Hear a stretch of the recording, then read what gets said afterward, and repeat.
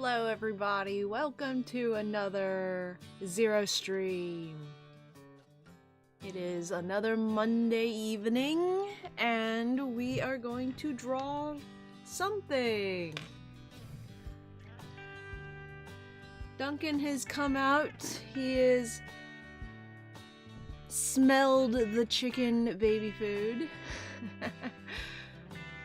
I didn't have the rat cam on earlier because nothing was happening, and he just showed up just now, so I figured now's as good a time as any to get started.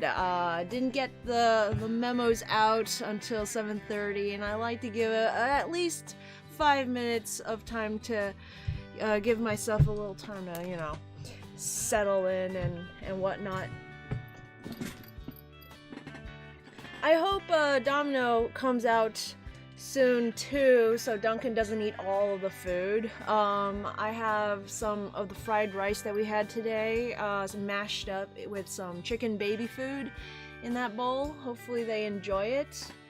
It's a high value treat. They go crazy for meat baby food, so yeah. I don't think it'll last long.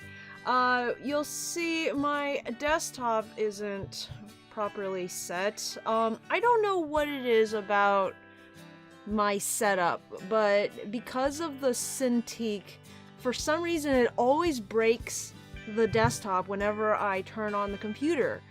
Because you know, I usually have it set to the desktop that Mouse made me, but it keeps unsyncing and I don't know why. So if anyone knows anything about Macs and Cintiqs, when I first got the Cintiq I did have this problem and I had to call Wacom to ask for help. I don't really want to bother them with this because it doesn't bother me that much, but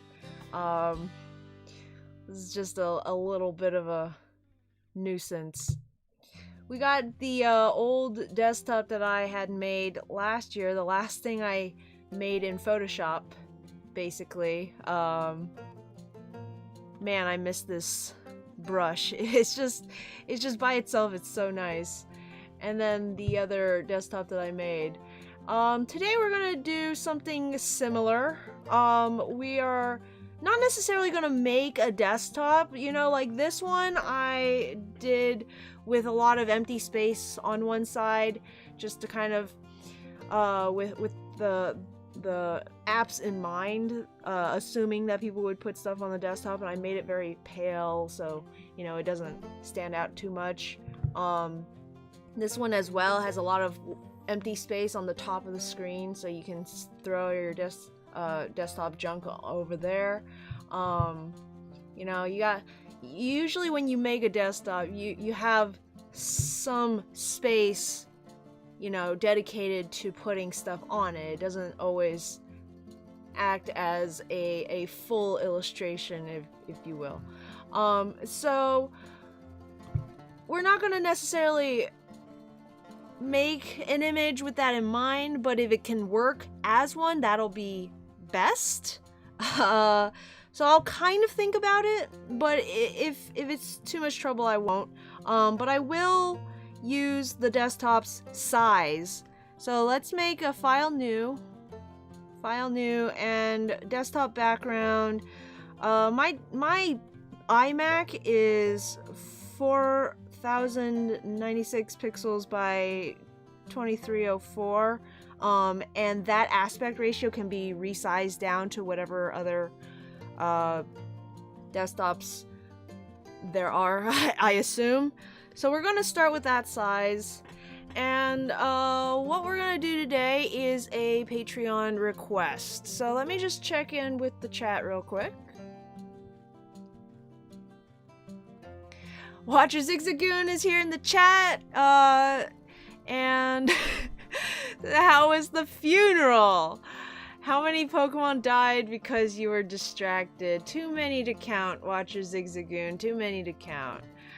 A whole child is here, and so is Master Wheeler. Hello.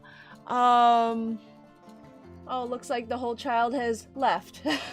He'll be back, I'm sure. It's already hot today. It's gonna be hotter tomorrow. Man, I've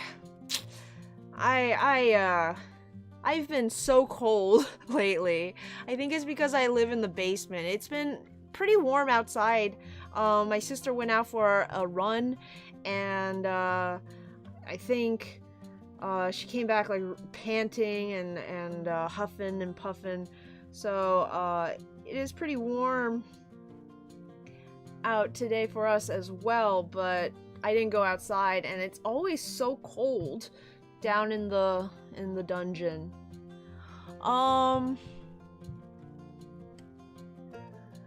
Going to the beach. Yes. Every shonen needs a beach episode, and we're not gonna actually draw a whole episode, but we're gonna do a little scene as if the friends all went to the beach. So Jet's Black Nuzlocke team goes to the beach, and let's make a little illustration to see what happens. Watcher Zigzagoon likes the Audino background. Yes, I didn't draw that one. I cannot take credit for that one. Oh, look. I think Domino is coming. Are you coming out, Domino? Yes, there he comes. He smells the chicken. But yeah, I didn't draw that Audino. I just increased the size so that it fits my desktop. You can see his little head poking out.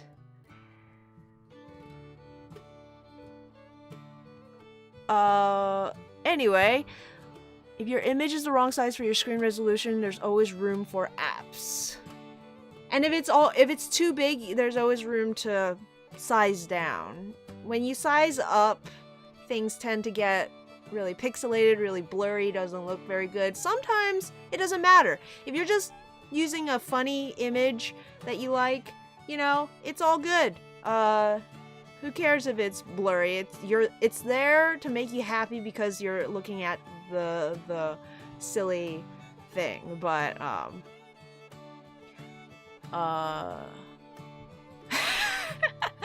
Wheeler's right. If it's the wrong aspect ratio, there'll be room for the desktop stuff because of the black.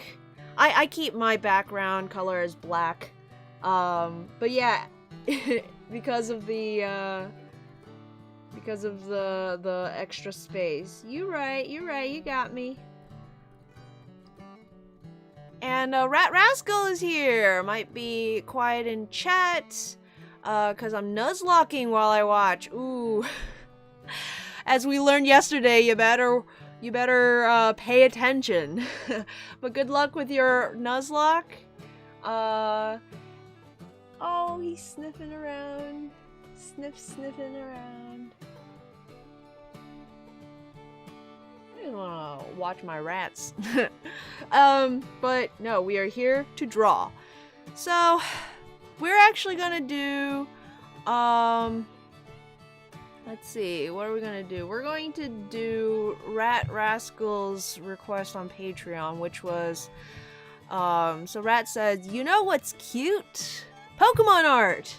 You know what's cuter? Pokemon making art. With warm weather on the way, I want to see the team at the beach or something. Either drawing in the sand or making little sculptures. IDK, I always thought it was a cute exercise to imagine what kind of artwork a fictional character would make. And I think this is a super fun prompt. So I took the week to think about it. And, I think I'm probably, so there's two ways to go about this kind of prompt. Either have, individual little doodles to show what each Pokemon's style, art, expression would be. Or you make a fun image of all of them together and like pepper in some of their art. And I think I'm gonna go with the latter because they're all animals essentially. I know the Pokemon have a higher like intelligence level, probably higher dexterity. But at the end of the day, I think they're all gonna be pretty bad at art, and it's just gonna be a bunch of scribbles or like just me doing art as badly as possible, which is fun. Don't get me wrong. Like, drawing a representational image as if a child has drawn it is a lot of fun. So I'm going to try and put some of that in there. But I'm not going to just display their art because that's going to be too simple, I think. What I'm going to do is I'm going to do a little bit of an illustration with all of them kind of interacting with each other. And some of them are making sculptures, some of them are drawing in the sand, and I think it'll be fun. So, to begin, let's try and draw sand, because I don't know about you, but I have not drawn sand very often. It is not something that I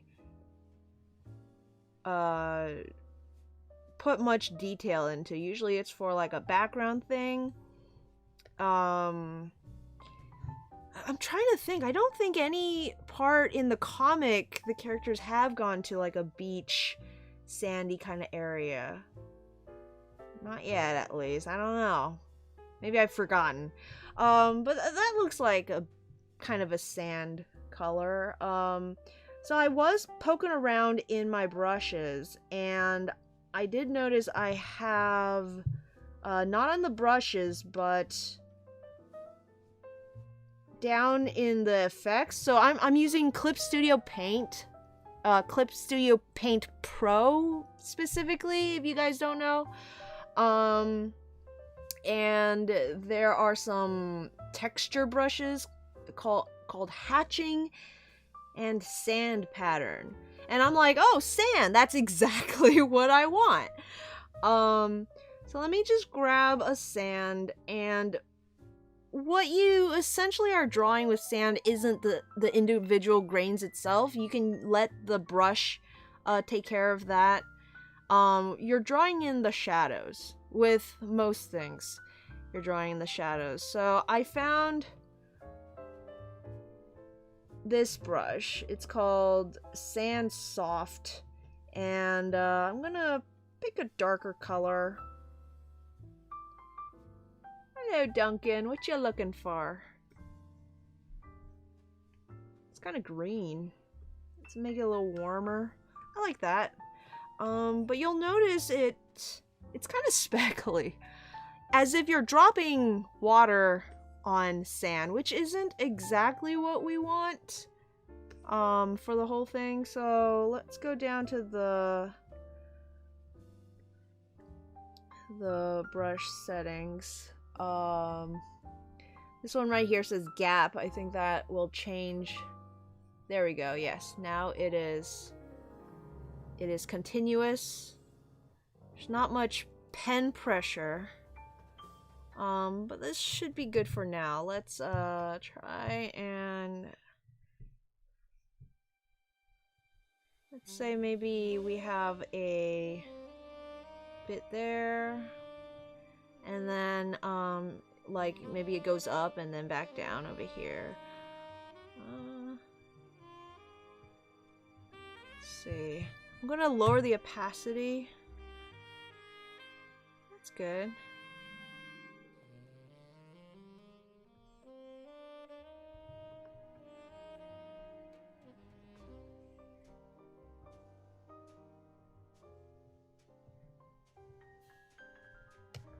Grab the lighter color now, and with the opacity still low, I'm gonna hit back some of the shadow. It's a little harsh. Smooth out some of the edges that don't look too good. That's already starting to look kind of like sand. I don't know, maybe.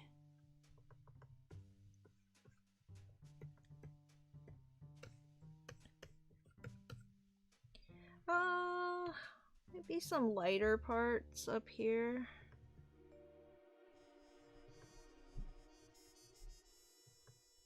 Doesn't look too good.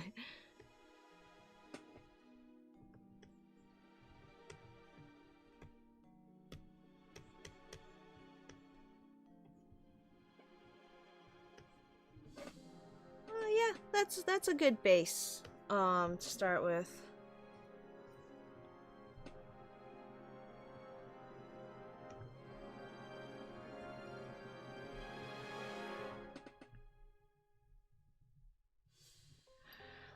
Let's see.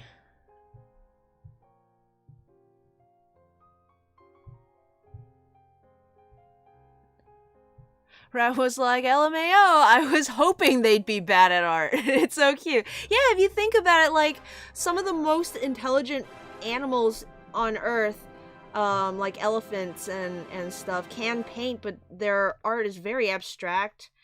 They just don't think the same way. So I'm gonna go a little more representational with, the Pokemon's art, because even if they are, like animals, it's just more fun to treat them like children.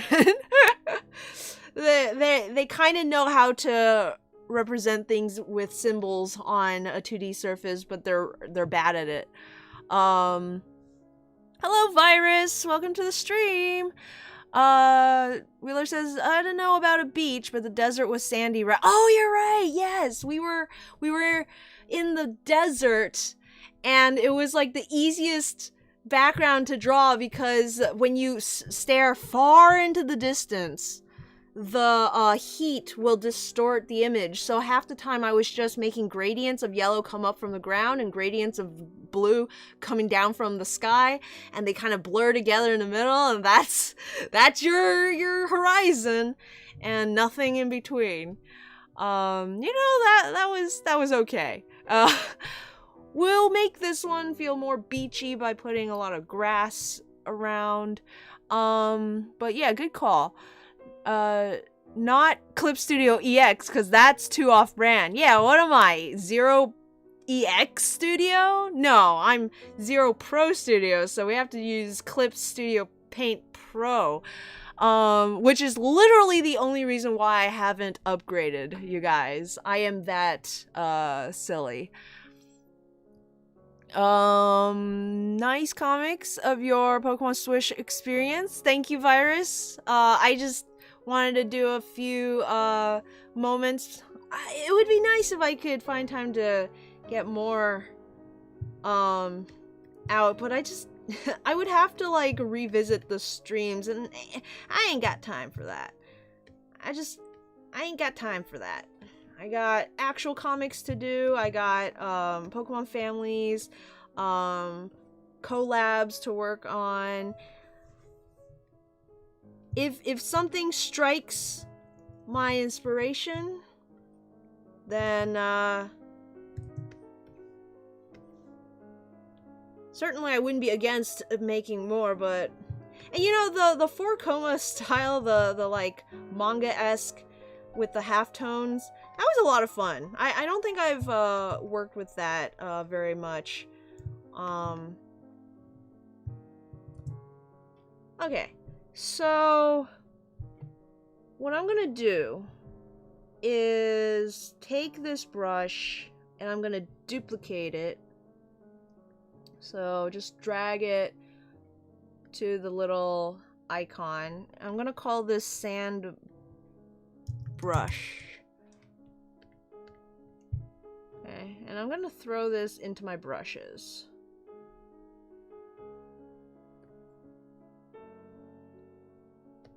Put that in a Nuzlocke. Hello, can I? Looks like it won't let me. And then we're going to make this into something that I can draw in the sand with. Because this brush, if I draw in the sand with it, it doesn't look too much like a sand drawing. I think we can do better. How do I change? There we go. Here are the settings. Oh, it won't get bigger. So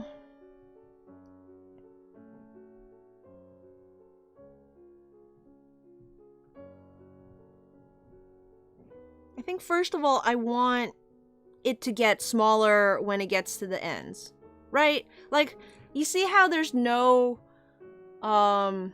weight difference from start to finish? I want it to taper small and then get big and then get small depending on my pen pressure. So let's try and find that.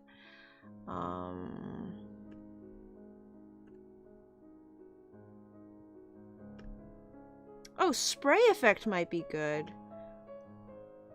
Let me turn on the spray effect, make the particle size a little bigger. I don't know how big to make it. Let's try that. Stroke. That's fine. Texture. No, that's fine. Border watercolor. What's that? It sounds like something was being poured out.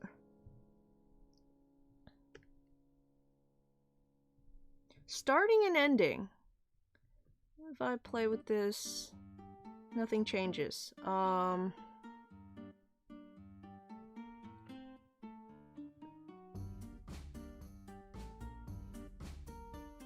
do brush size.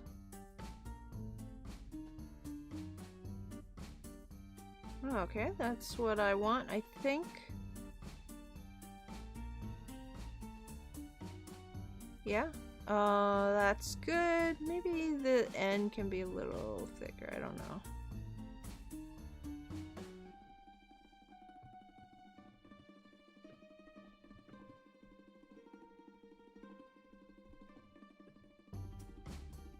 Color mixing? Color stretch? What's that do? What does that do? Amount of paint. Density. I don't know.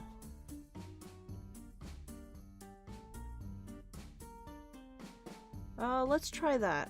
Okay. I'm going to find a dark color.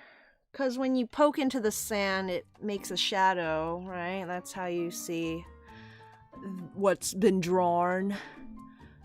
I'm not the best at drawing, which hampers my options for a story greatly, says Watcher Zigzagoon. Well, you can always get better at drawing. That will expand your options. If you ever need water dropped on sand, you're set. Exactly. Just turn that back off, and I think I might use some of that, actually. Do you guys have Nintendo Switch subscription? Please try Panel de Pont. It's so good. Panel de Pont. De Pont. It sounds French. I'll give it a look.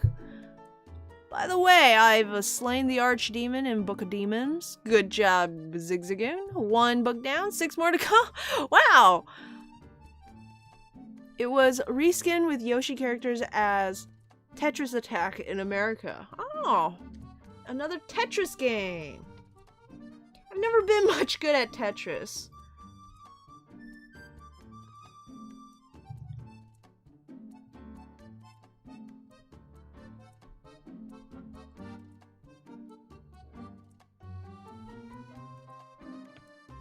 It's not bad. It's not bad. I think it's gonna work. Let me make it a little smaller. Let's try some more spatter spraying effect.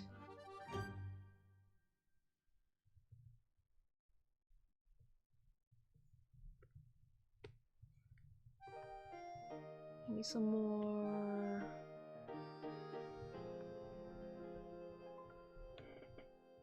You know, that kind of, you might not be able to see it, but that kind of does look like drawing in sand. Actually, when I make the brush a little bigger, it does come out a little better. Alright.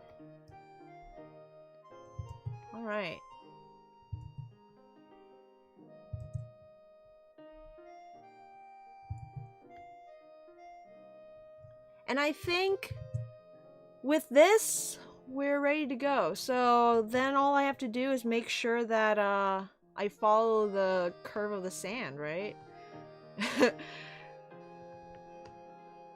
which is another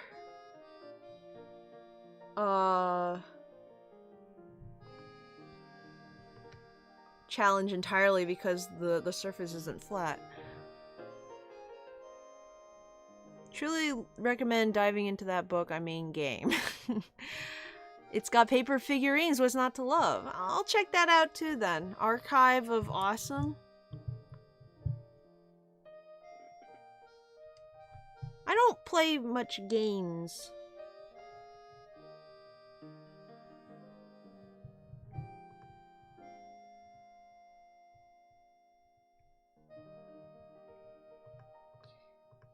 Gosh, it's doing this weird thing that I don't quite like.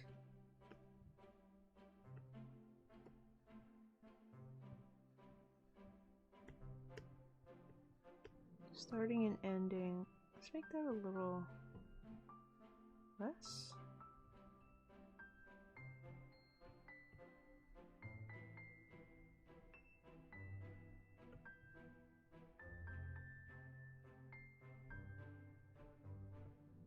Can I make it follow my brush pressure?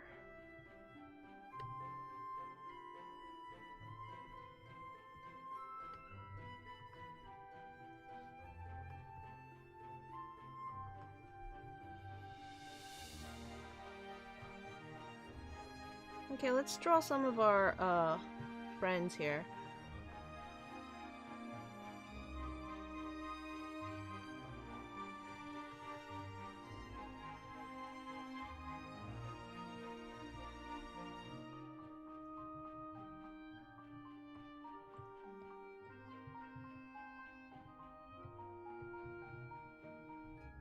What if I make this a multiply layer? Ah, that's a little easier to see.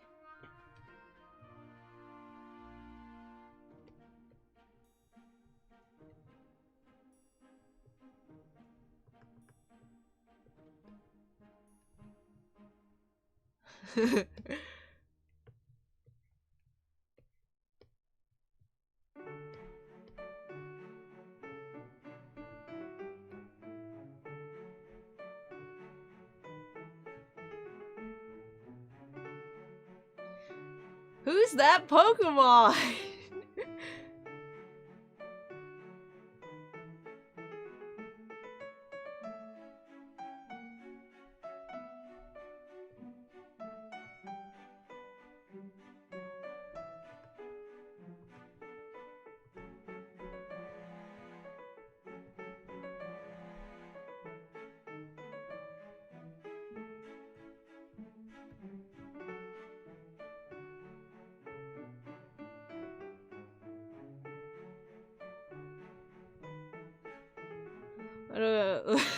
You know how, like,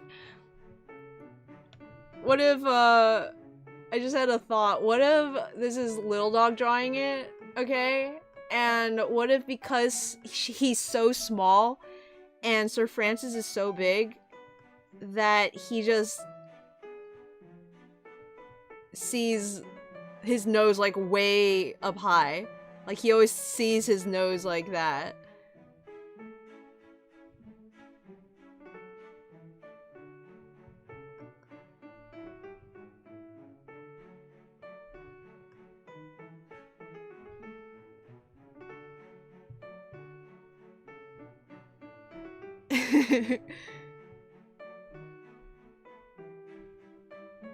Now I'm gonna,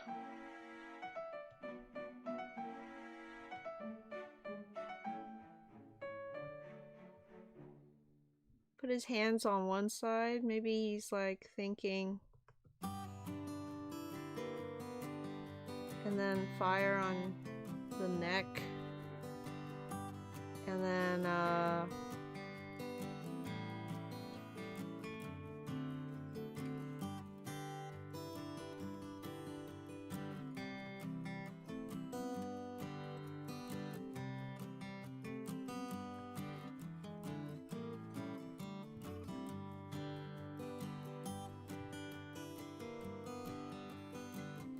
don't know how like detailed it should be.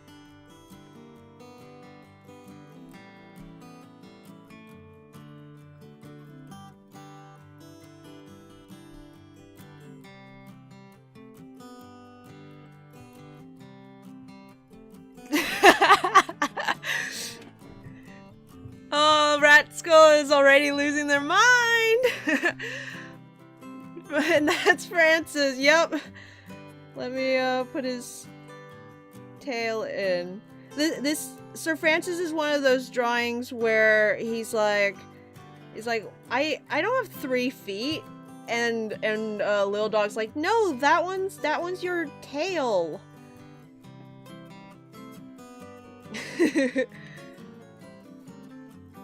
And let's see, what would July look like?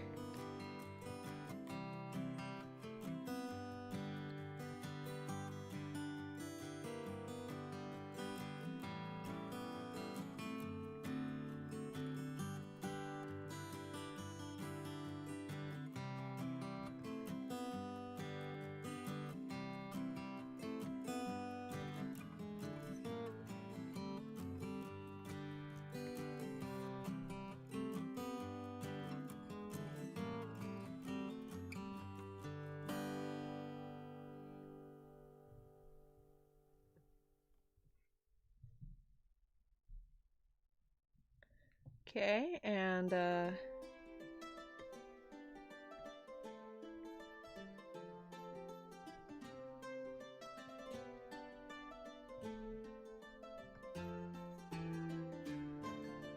does that thing where when it gets too close to another drawing, they just make it like really tight and small to like fit it in. And I never remember July's stripes, so who's to say Little Dog would remember where her stripes are, so gonna go with that. And oh, they're so cute. Let's do Jet. We gotta do Jet. How good would they be able to draw a circle? I mean, they drew a circle for Sir Francis really well, so I guess circles are okay. Maybe like it gets a little.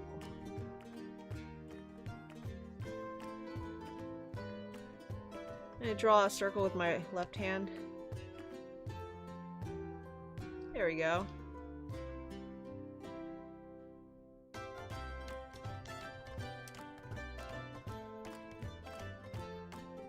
There's a potato head.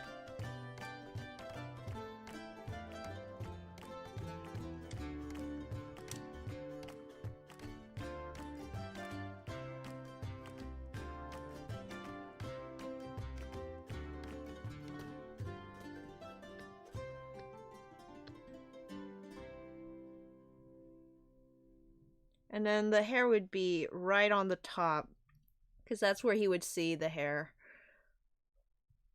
Mostly.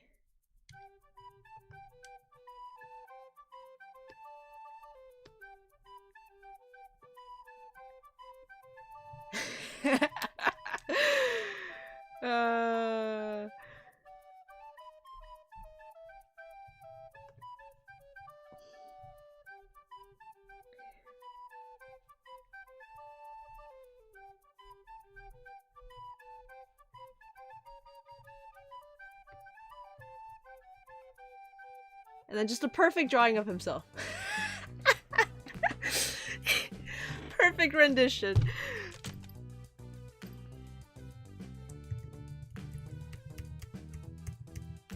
Maybe his self-portrait would not look like him at all because he sees himself the least. Though he also lived in a colony, so he knows what his kind look like.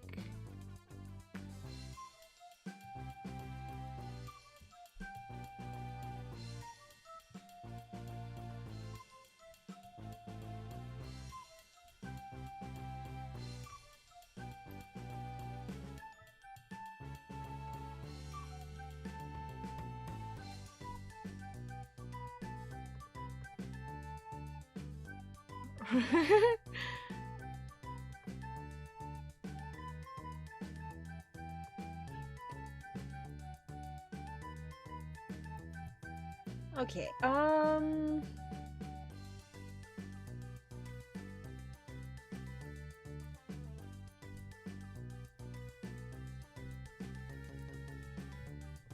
it's already getting crowded. Ah, I like them. This is fun. It's just, it's so much fun trying to interpret what someone's, some kiddie's, drawing would be. Let's put one more layer on top, and, this is gonna maybe use either screen or overlay. Let's try overlay. No, overlay's no good. Screen? Screen might work. I don't know how much the sand would be displaced, but I'm imagining parts of it would probably be a little higher around the drawing.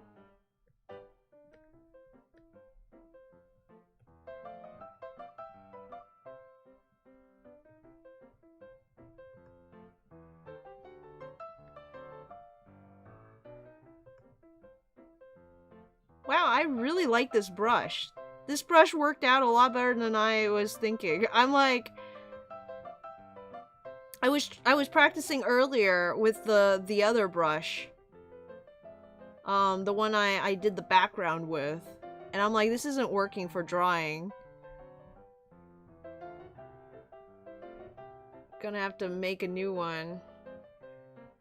And I'm really happy with how it looks.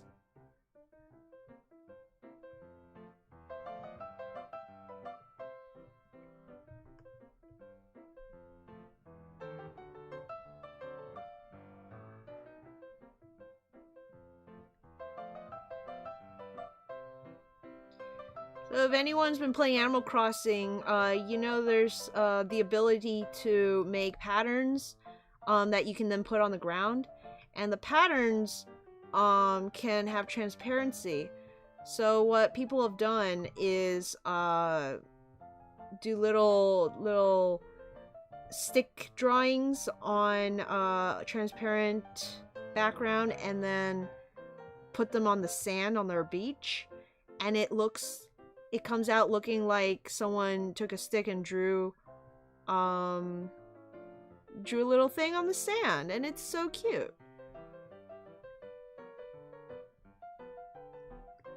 I did one, and now I just want to fill the beach with sand drawings. It's so fun because it can look terrible. And like, that's the point.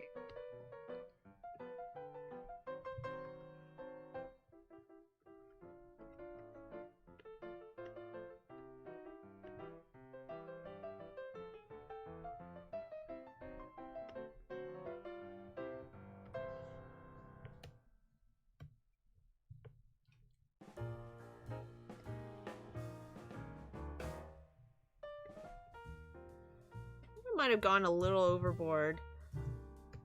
Let's take an eraser. Just kind of knock some of that down.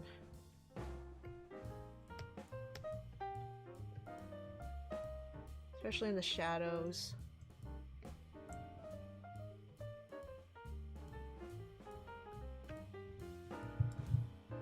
Ooh, I haven't saved yet. Beach. Put it in the requests folder.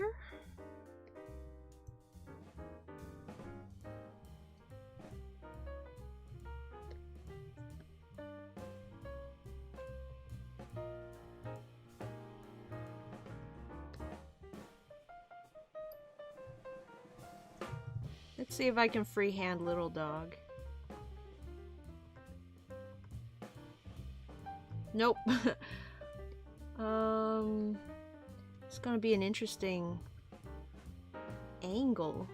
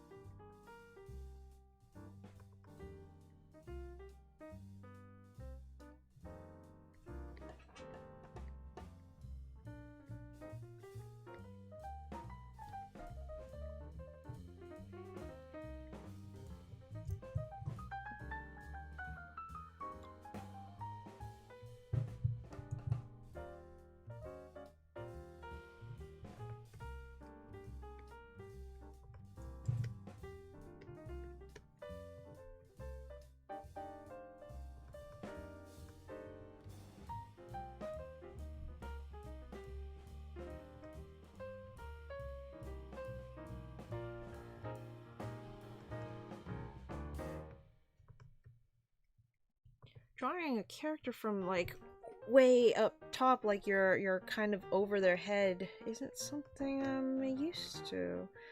With the okay, what if maybe the ear is over here?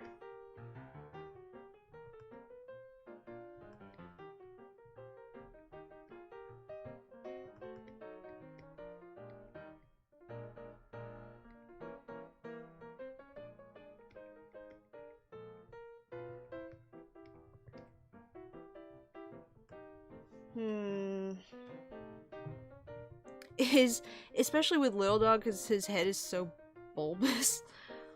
Let me try that again. Okay, so if Little Dog is like this normally.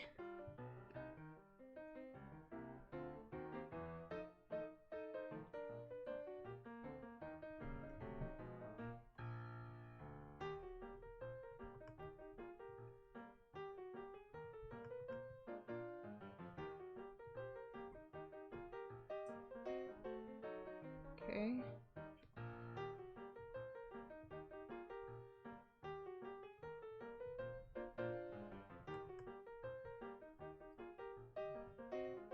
Okay, and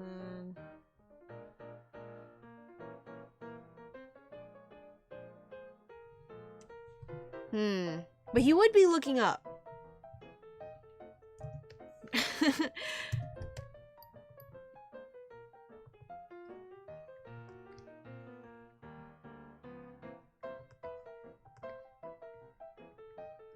It's like... Okay, so... Okay.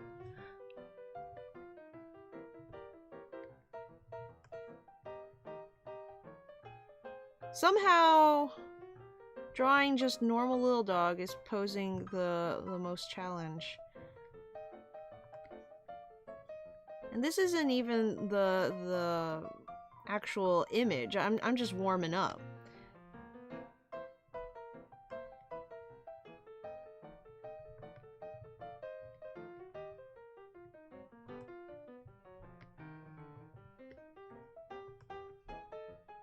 It doesn't quite look like Lil Dog, does it?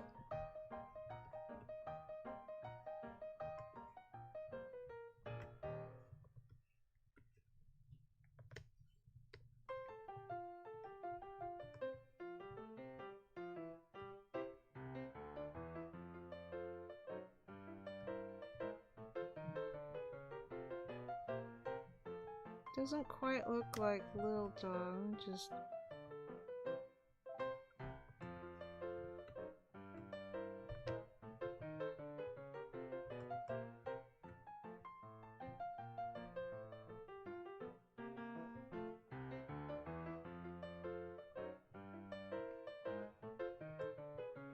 Got it in his mouth.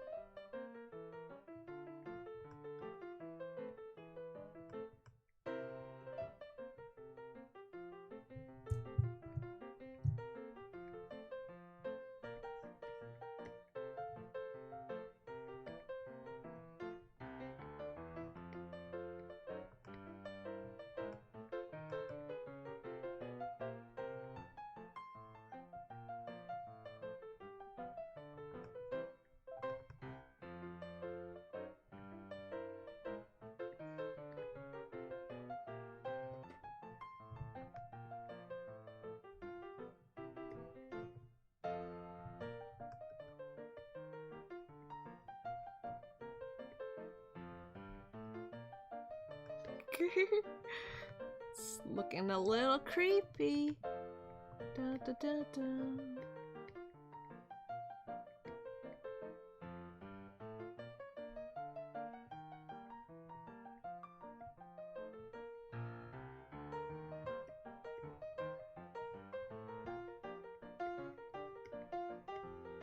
That kind of looks like Lil Dog.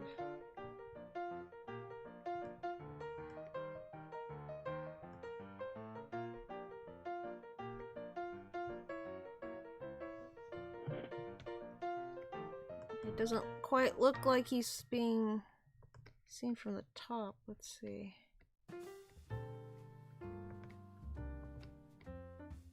I think there's a way to like foreshorten a character's body. You do like the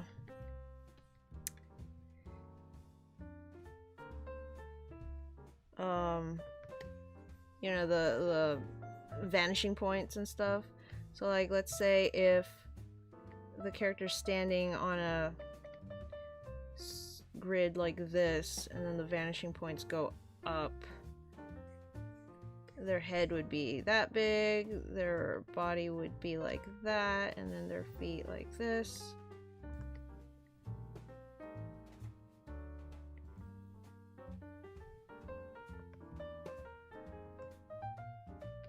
So does the body have to be a lot smaller? Let's see.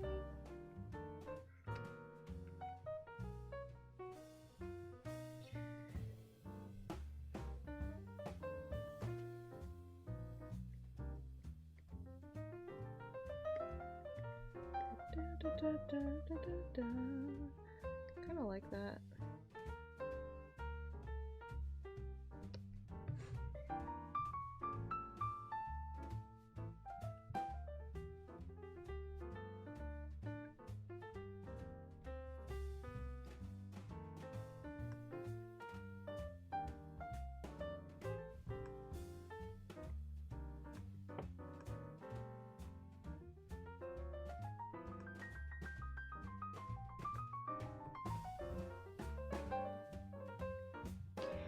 So I don't know how to do little dog. Yeah, struggling on how to do little dog. I kind of know how I want it to work, but what about the fish and the bird? I don't have enough room on here. Maybe he hasn't gotten to those yet. Wheeler's like, I should start arting. Yeah, go ahead. Art with me. You're now legally required to make QR codes out of these for your beach. I can try. Oh man, especially the fire dog one is so funny.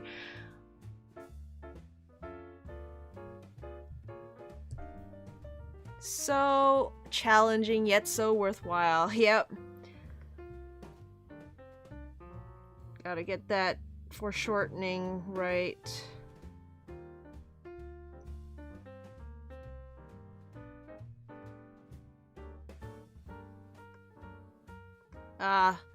The most challenging part is always the big round eyes.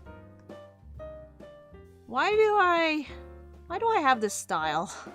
Why are my characters all have big round eyes when they're one of the hardest things for me to draw properly every single time? At least the pupils being big and round aren't a problem.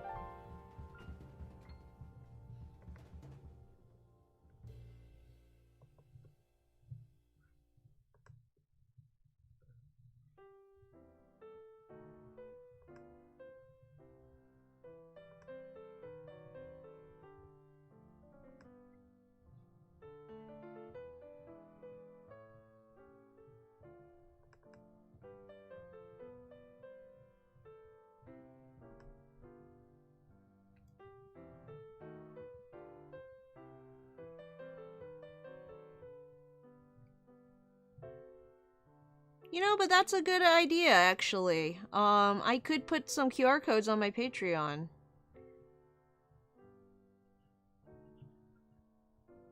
I'm not that great with pixel art,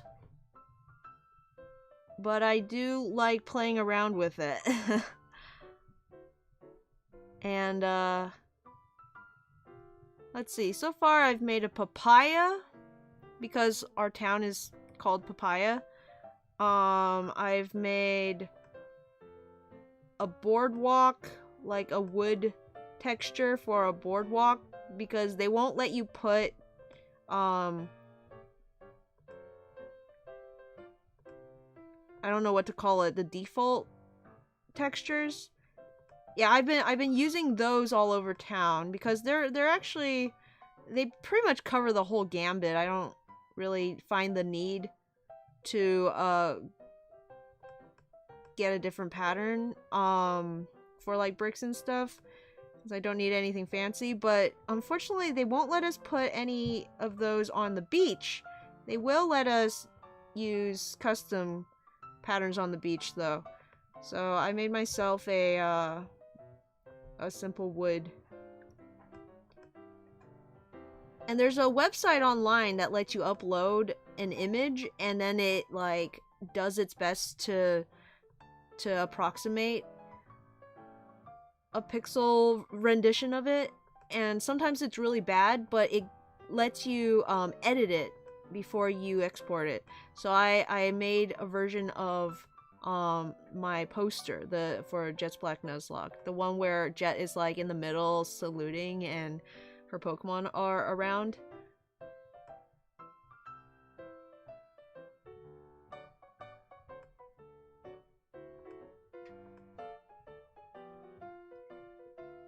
So yeah, maybe I'll toss those up along with the sand drawing.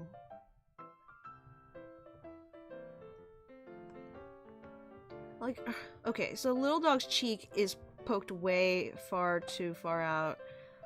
I'm not really sure how to fix it. Maybe if I made his teeth bigger? Maybe that's what's driving it off kilter?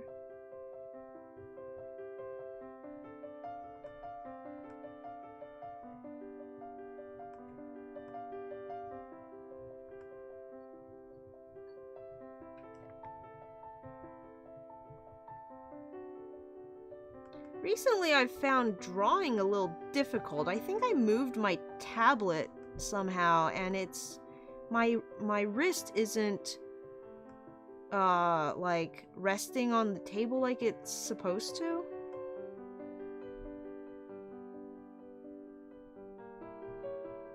Having a little trouble with some control. I'm gonna have to readjust.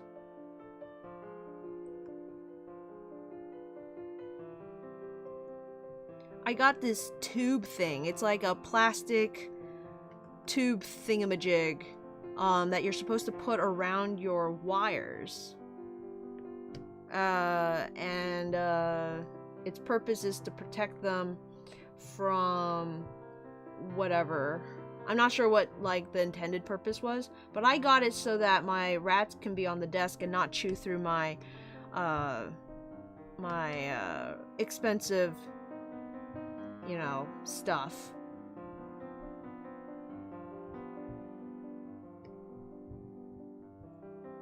Through the wires of my expensive stuff, rather.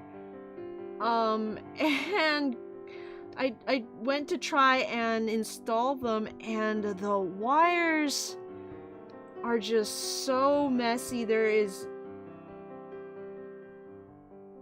I wouldn't even know where to start putting them, because it's not a very thick protector thingy.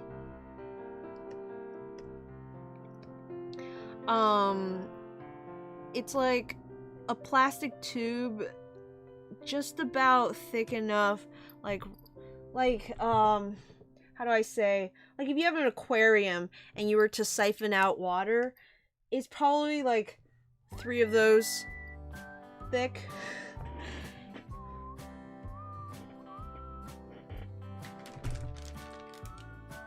Like maybe a nickel around. That's a better way to say it, yeah. About a nickel around. Let's make this a gray stick.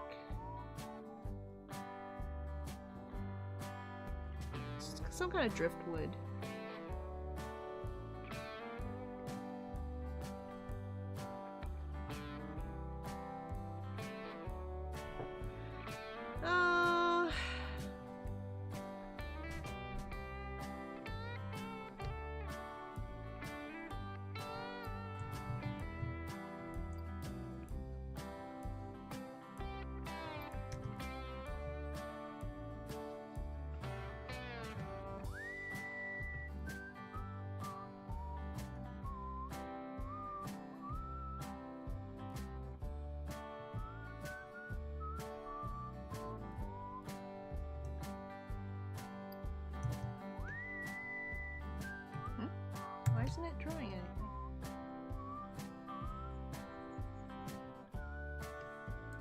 have the opacity down.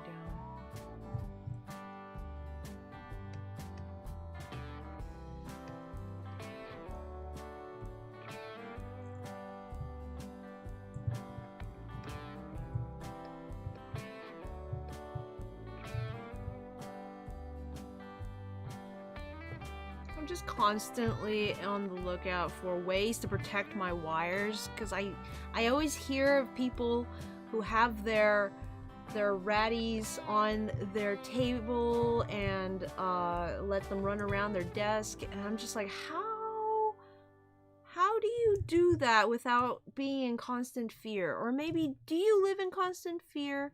Is that the secret, that you're always afraid?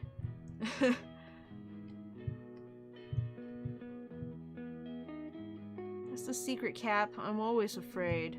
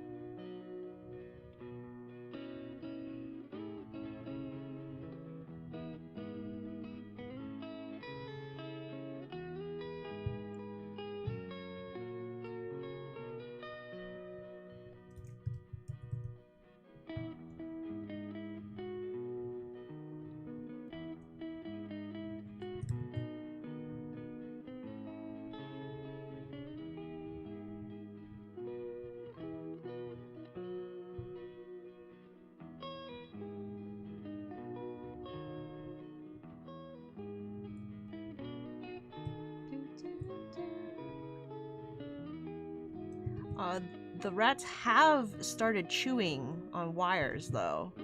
I thought maybe I lucked out and got rats that just aren't interested in chewing on wires specifically.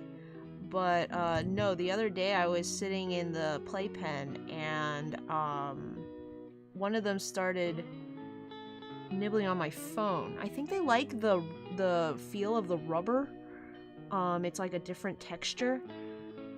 Normally, you should be able to trust that your rodent knows the difference between food and not food, in that food can be ingested and not food, such as wood and plastic and stuff, are to be chewed and then spat back out. But he chewed a little bit of the rubber casing on the edges off of my phone, and I didn't see any bits come off. And then later he started nibbling on my phone, not my phone, what was it? It was my computer. My computer has this plastic sort of nylon some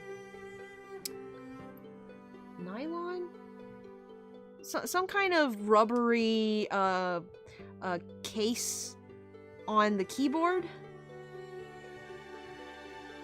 and chewed off a bit of that. Again, nothing came off, like I didn't see anything drop to the ground or anything, so I can only assume he ate it. This is Domino, by the way. Domino the Dumb, as I call him. His ear type is a Dumbo, but I think there's more than just his ears that are dumb, if you know what I'm saying. In any case, yeah, so I had to stop him. At first I was like, oh, no big deal. It's an old It's an old casing. I should probably get a new one anyway. So if he chews it up a bit, it's not a big deal. But if he's eating it, no siree. You spit that out. Luckily, it's just been like a very small amount, so I doubt it would like be that harmful. But they took a few like testing nibbles on my charger as I sit in the playpen. Sometimes I need to charge my laptop or my phone, and they stopped to take a little nibble the other day. I got them immediately, obviously, because I was sitting right there. It's like, I'm not blind. Don't try to be naughty when I'm watching you. But yeah, I can't leave them alone for a second.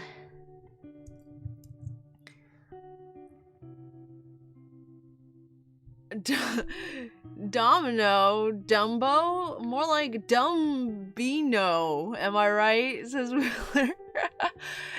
Maybe it works. Dumbino? Domino. That is, bean-shaped. Friend-shaped. Looks so precious. I personally live in constant fear I would die for this child. Actually, it's to wear down their teeth. They can wear down their teeth on something that's not $700. And, plus eating it usually isn't good for them. You know, like they'll gnaw on wood and stuff to help, you know, make their teeth, I'm starting to stutter because as I'm trying to think of words to say, I'm also thinking in the back of my head, wait a minute, Zigzagoon just left and I'm talking to Zigzagoon. Why am I talking to a person who's not here? And it's making the word forming to be a little more difficult. Whatever. Did you know that rats don't actually need wood to wear down their teeth or anything hard? If they are smart enough to survive, they will actually rub their teeth together. They'll gnash their teeth and wear them down on their own. Having stuff to chew on to help wear it down is just a bonus. And I imagine it's more fun. I imagine they enjoy it.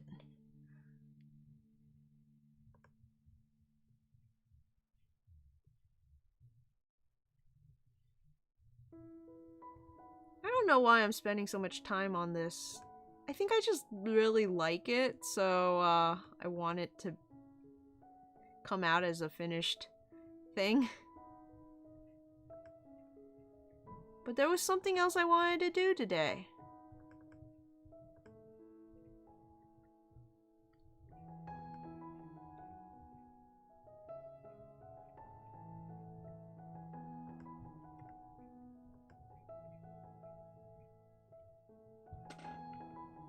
And so let's move on. Actually, let's put all of this in a folder, because that's easier. Because what I wanted to do today was a little beach scene with everyone. Not just Lil Dog. Lil Dog is cute, but I wanted everyone in here. So the thing I had in mind was, what if Fire Dog... not Fire Dog, Sir Francis. Okay, well, I need to think of the angle, because I kind of want the water in the bottom.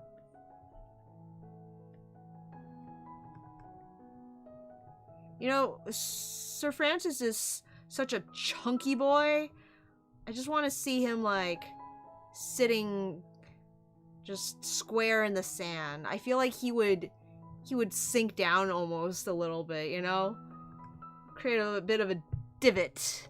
I hope y'all can hear me. Sorry, I was leaning back a bit in the chair. I tend to do that. If ever there are audio issues, just let me know. I cannot tell on my own end. Obviously, I don't do these with the monitor on.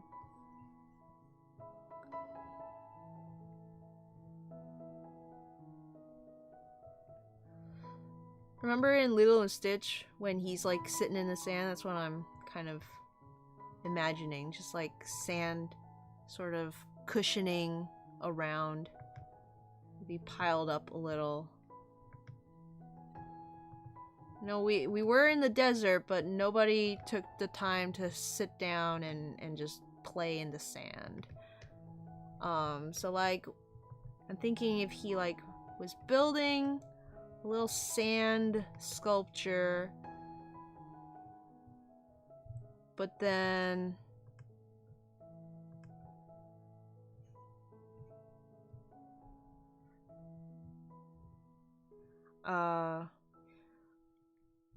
so y'all remember July is a sand crocodile. So what if July came in, let's make this a little smaller, came in and like went under the ground and popped up to surprise Sir Francis, and then his sculpture went flying this way.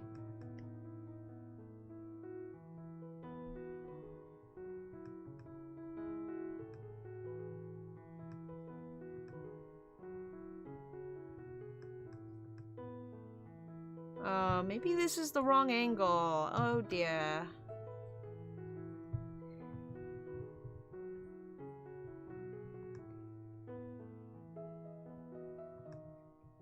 So, July's nose is just too big.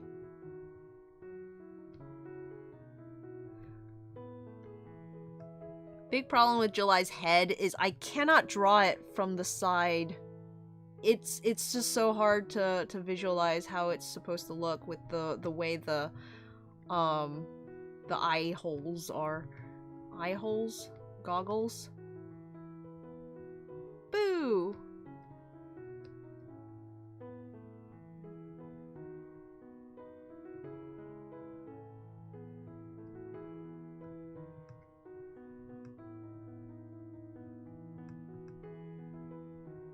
I can certainly block most of it with the sand. Sand flying this way.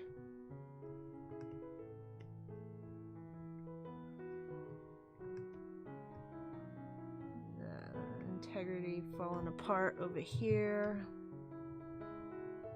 Sometimes I like to turn the opacity down on the eraser because I cannot see the image if all of the parts I don't need are still there, but I don't know if I want to necessarily get rid of it completely yet.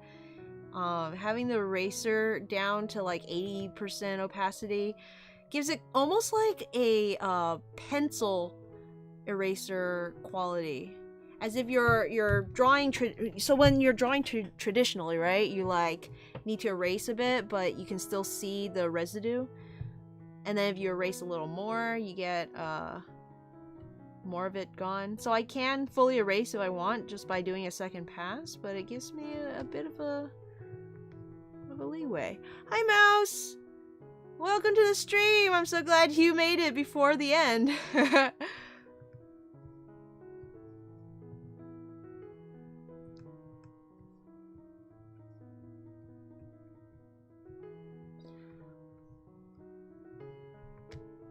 And obviously, Sir Francis has to be way more shocked than this. Let's make a...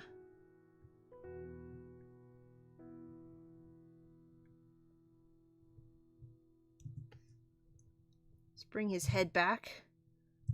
Right?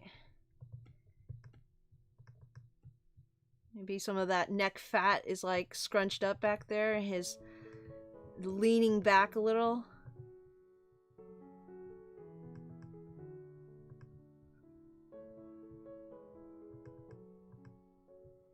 Maybe his arm up.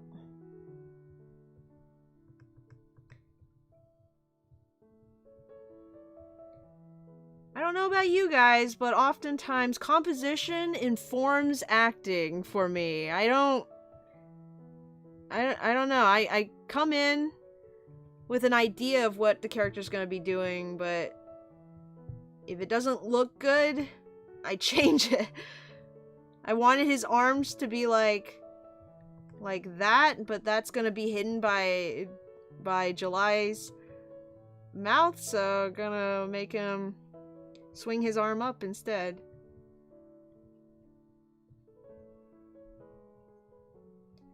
Ooh, the fire can be kind of like the scruff on an animal's neck, like the fur standing up.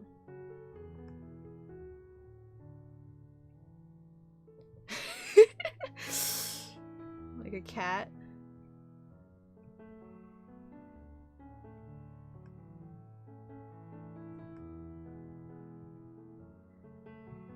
Would his leg come up a bit? Maybe his leg would raise too.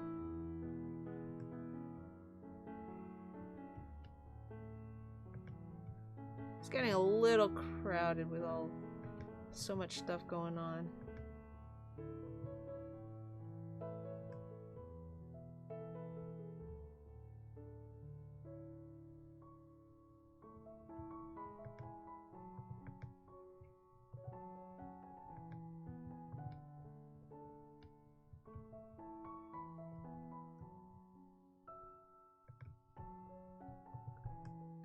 Move it over.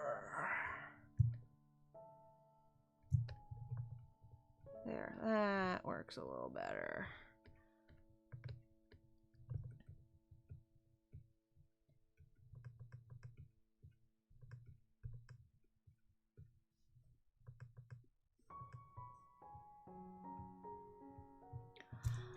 Holy moly, I just saw a little bit of thread from my chewed up hoodie sleeve, and I thought it was like a giant caterpillar bug or something, like a giant furry bug.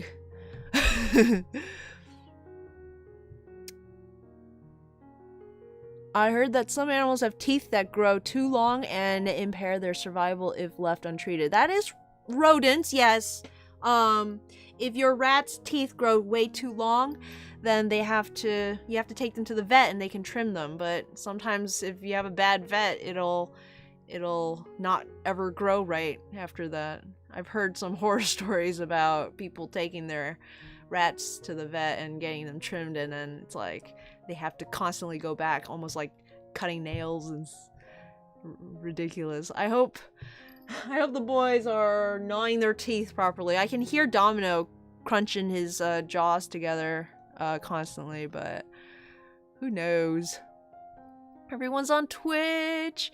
Oh my goodness, I love July embracing her desert roots. Yes, just digging into the sand. Though this close to the ocean, it's gotta be some like dense, wet sand down there, which might not be so great for her. Tend to either miss the end or only catch the end. Music is incredibly lovely. Oh, thank you. I'm glad you can hear it. Relatable. I startled awake last night thinking there was a spider on the ceiling, but it was just a speck of dust. I know, right? It's just there's something so fight or flight about thinking you see a bug, even though they're so like small and relatively harmless. I don't know.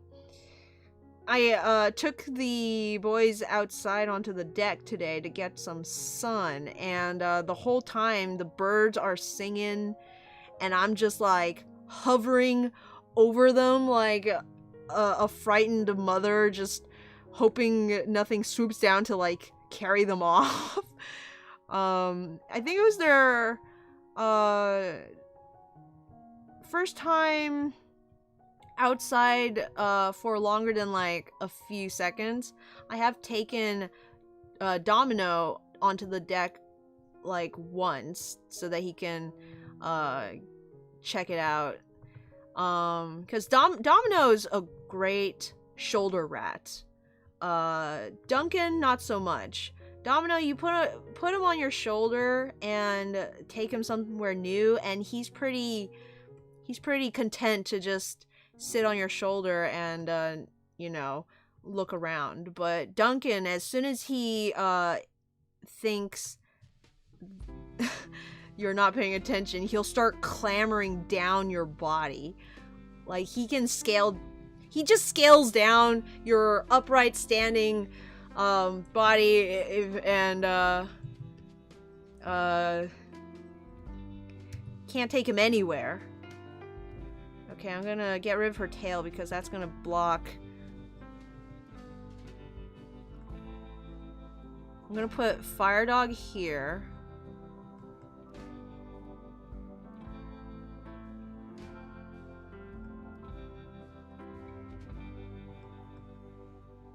Right.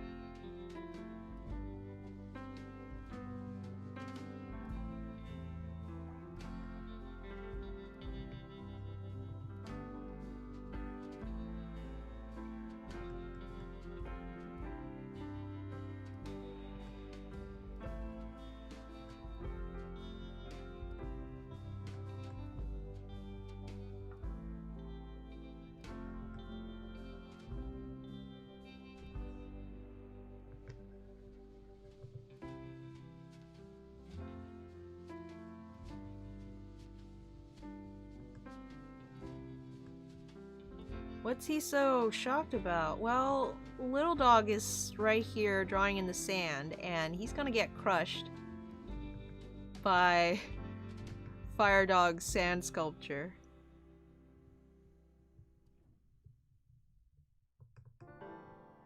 Maybe he doesn't even notice yet. He's just playing in the sand. Maybe he's like drawing with his finger or something. Should I give him a stick? Top 10 photos taken moments before death. Wheeler says, "Oh no! Wheeler, please. The birds are singing, the flowers are blooming. And I'm having war flashbacks." Mouse is like, "Why wouldn't I be able to hear it?" Because I don't know. Sometimes I turn the music down so it doesn't overpower me, and then I don't realize it's so low. I'm just always worried about sound levels. I think one time, many times I've started talking to the stream and the mic was off. And so I was just talking to myself and no one could hear me. And then eventually someone's like, are you talking? Is there supposed to be, talking? And I'm like, yes, I'm talking! Oh no! What's the sandcastle game, Mouse?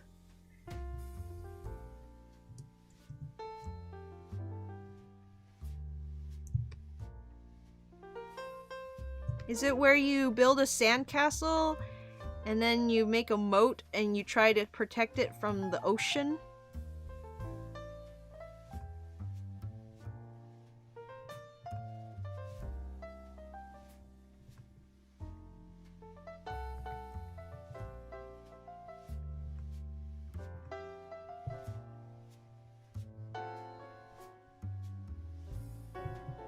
Look out, little dog! Yeah, right?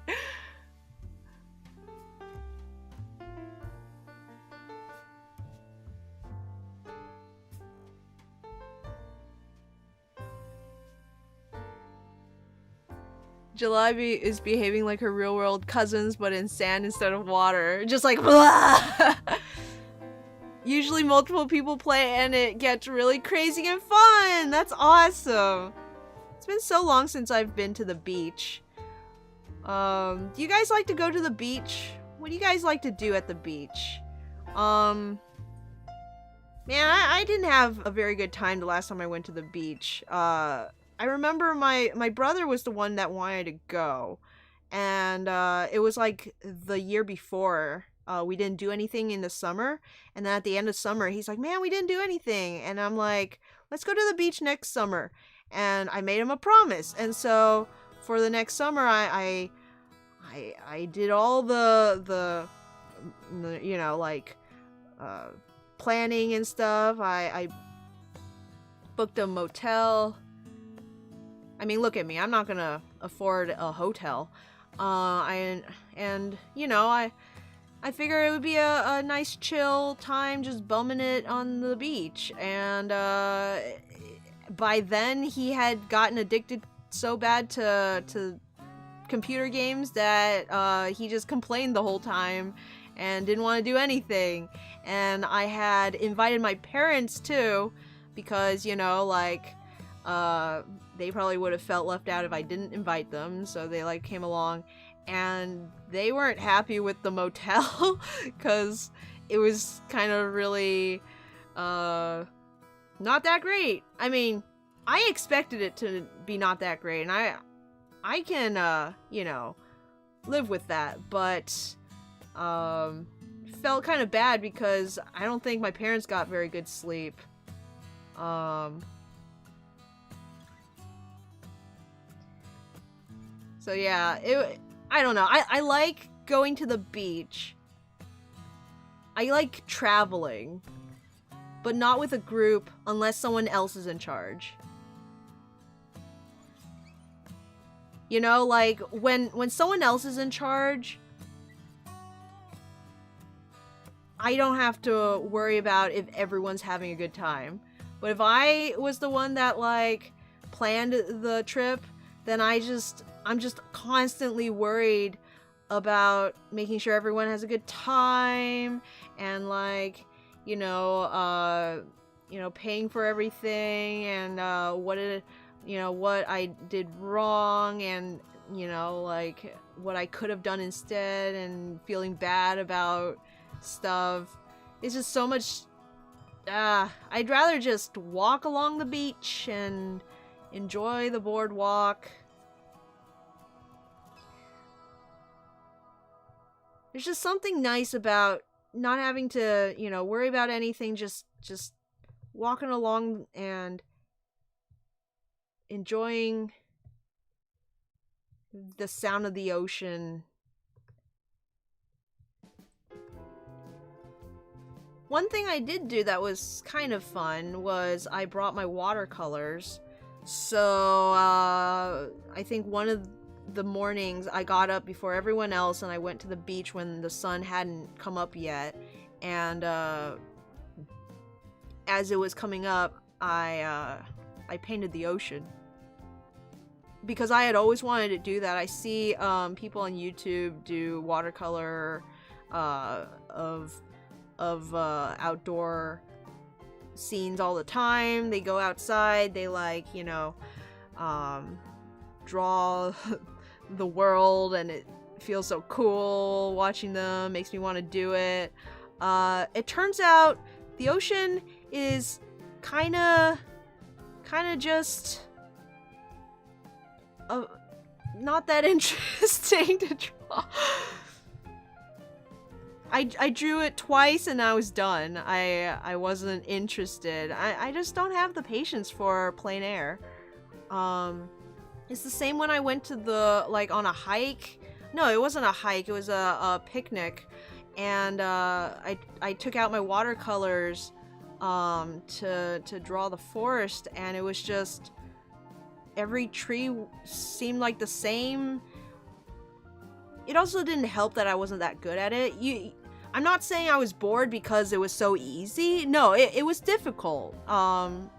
Especially the ocean, because it's constantly moving. it was difficult. It was a challenge. It was a great learning experience, but it felt like homework. I didn't enjoy it that much. It is something that if I could, I would definitely want to do again, I think. Maybe with someone else. Maybe if I can find a group that,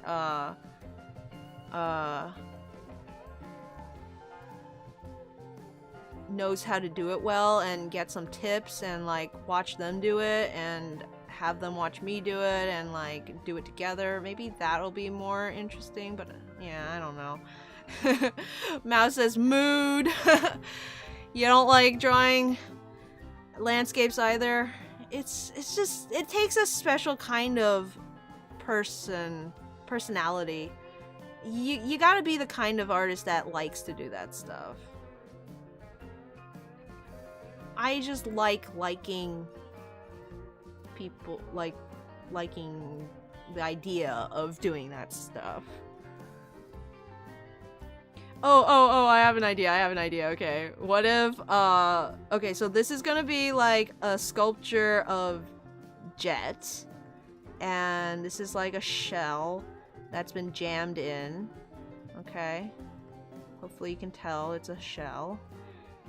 And, you know, we got other shells as for the eyes.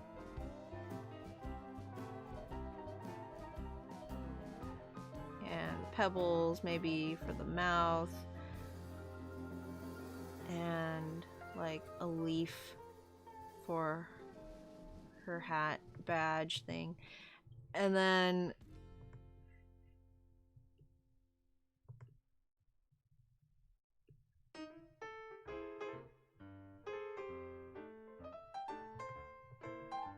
Major was trying to sit on her head.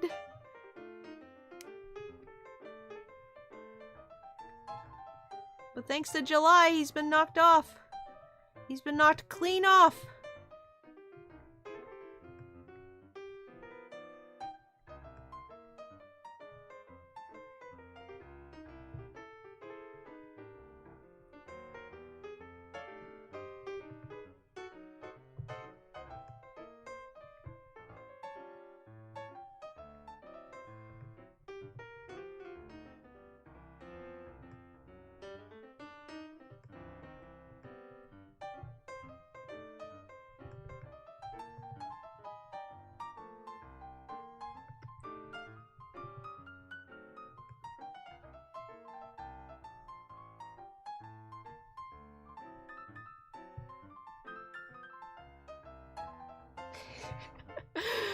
Oh no. I'm running out of space. I'm gonna make Fire Dog and Little Dog smaller. I don't think they're this big. I don't think they would be reasonably this big. Right? And then if they're smaller, then Major can be a little smaller. And not look weird. Because Major is the big bird, okay?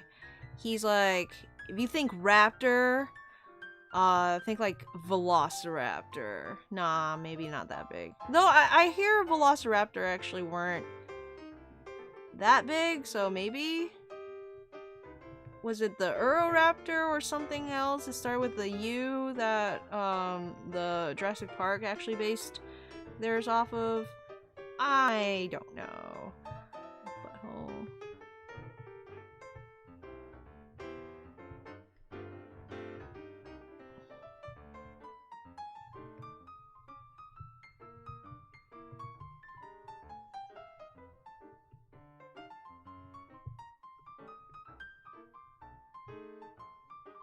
Now I can make his beak longer. I can make his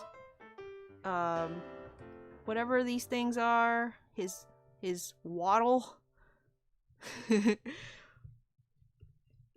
his gobble, his crest. That's what it's called. You know those like turkey vultures that have the the fleshy red lumps on their face that like hangs down like a turkey. That's what I imagine the texture of what's it called? Unficent. This whole thing is just really big. Let me make it smaller. This whole thing.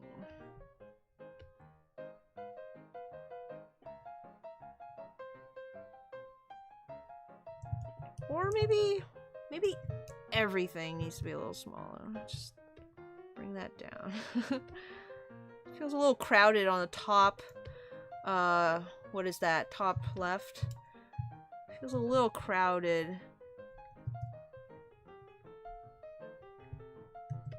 And the tail down.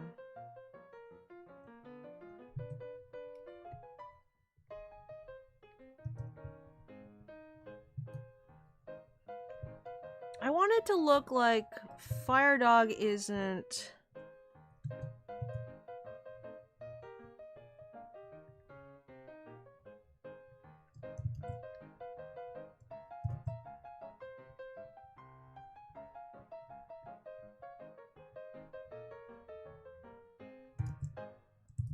Fire Dog isn't in danger of getting hit, like, of getting smashed.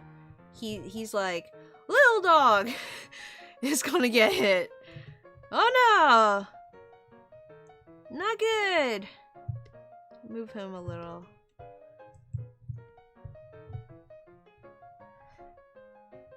I think with some shadow, it's gonna be like this.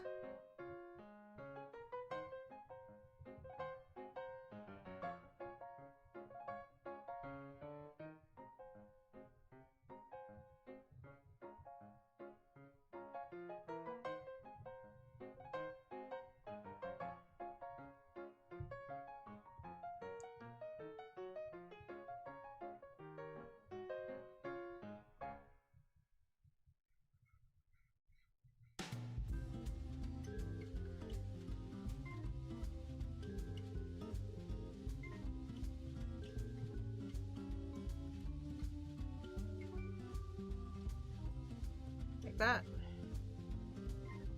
So it's like it's the shadows directly on him.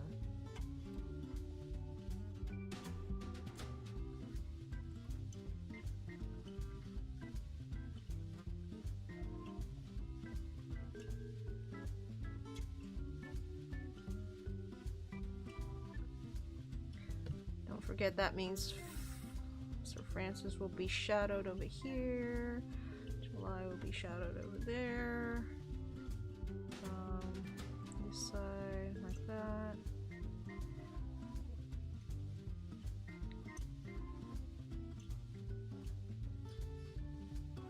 Well, I guess technically if the sun is coming straight down and not from this side, it would still cast a shadow down on Little Dog if it's like, you know, leaning over. So maybe the other ones don't have to be backlit.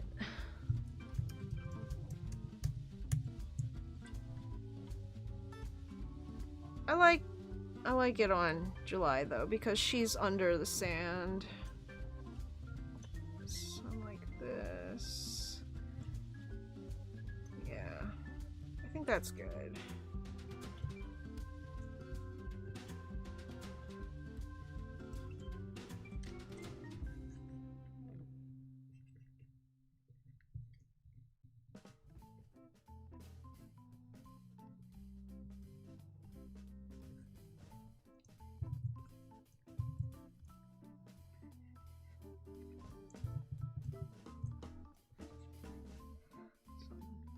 Some beach grass, right? Maybe not too much. Like palm trees in the distance. Maybe one not so distant. In the not so distance over here. Maybe they like decide to camp out here to play because of the palm tree shade or whatever.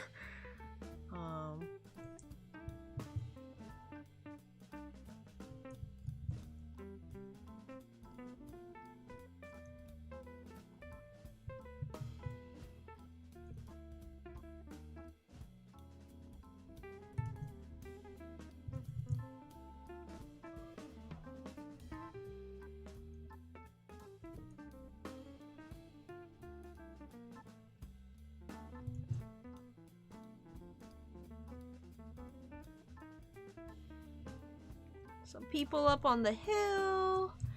Got some grassy hill.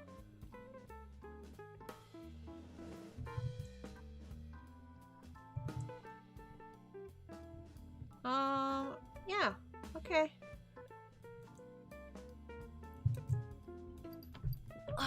What time is it? We got 1 hour left.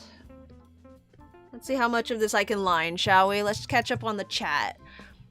I can get not finding the ocean interesting, but a forest, really? YouTube, if you ever change my emoji again, I will sound you with a fire... Okay. Fire poker. The mood was for... Oh, okay. Let's see. This is giving me anxiety akin to releasing a carp into the ocean in Animal Crossing. Wait. I think I missed some stuff. Let me go up. I've missed a few things, it seems. Watch out, and then the sandcastle game, and random children will join you. Oh, that's delightful. Failing at sentry duty was foreshadowing not noticing anything in time. Ugh, so sweaty, I need a shower. Wait, why did you stay at a motel to go to the beach? Because the beach is like 3 hours away, so I want to make a weekend trip out of it. Red eye's a freshwater fish! You're right. Let me see.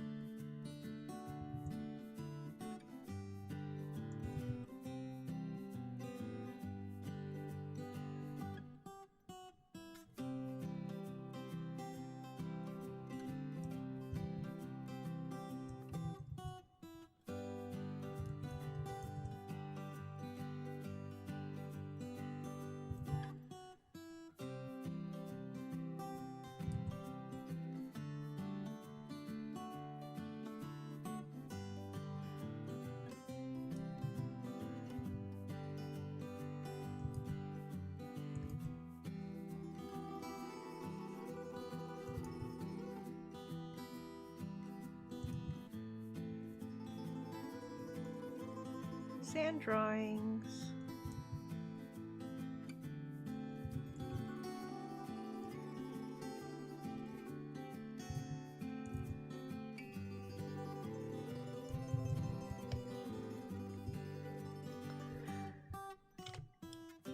Red eye's a freshwater fish. Oh, I see. Releasing a carp into the ocean. Releasing like the wrong fish into the wrong body of water. Yeah, that fish dead. I can get not finding the ocean interesting, but a forest, really? Yeah, it's like it's just all green, you know? Like, especially with painting, because I'm using watercolor, which isn't conducive to... Well, I shouldn't say that. I'm not good at it.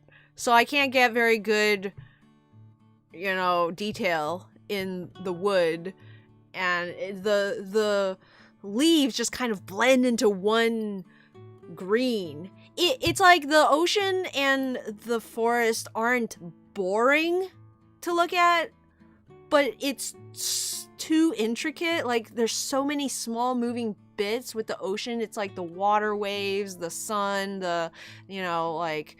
all sorts of stuff, and then with the forest, it's like so many tiny little leaves blowing in the breeze, all this foliage. It all just kind of like, where do I even start? It gets too complicated and I can't draw it right, and then it just gets boring because I'm just sucking at it over and over again. I think what it is I just need to practice before I go into the wild. Maybe I would enjoy it more if I did it better. Yeah. I haven't found any time lately to practice watercolor. Read chat, numpty. I'm sorry. I got so engrossed in the scene. Right back at you with the emoji thing.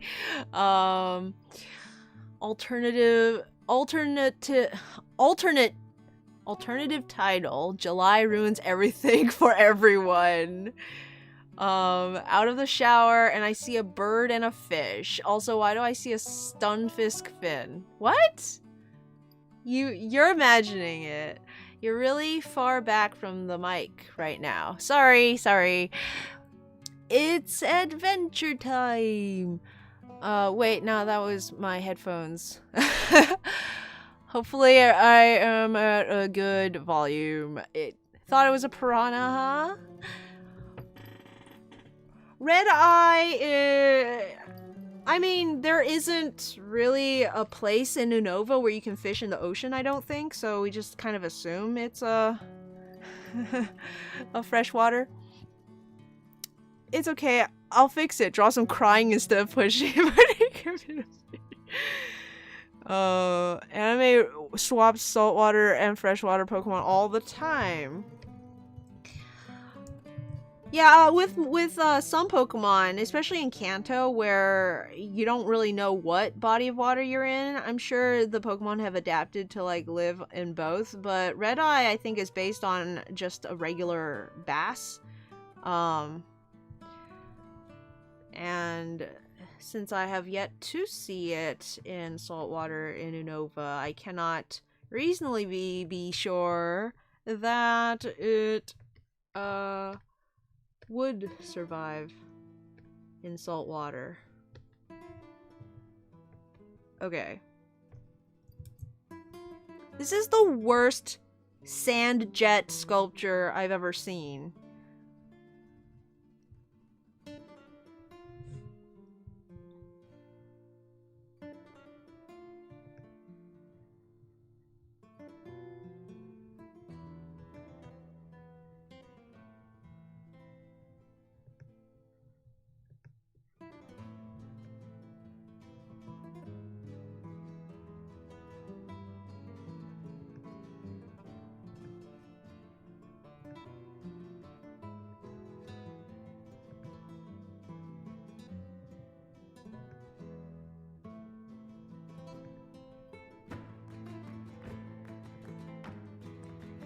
See how fast I can line this.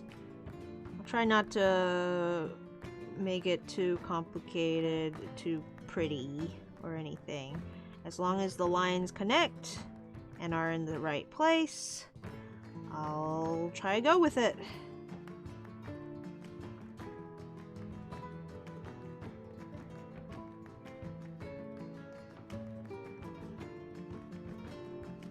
I'm quite certain the Unfizant's tail feathers should be able to fan out. I've just not yet figured out a way that I like to show that. But I'm going to feather it out a bit, because this predicament is really, ooh, it's really ruffling his feathers. Haha.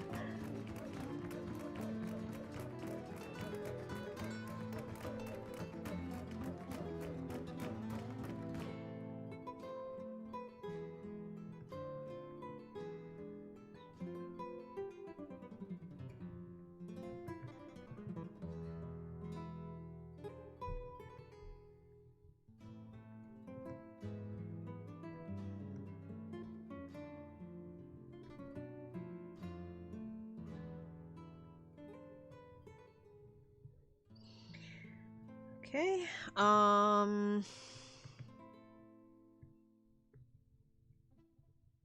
fix the foot.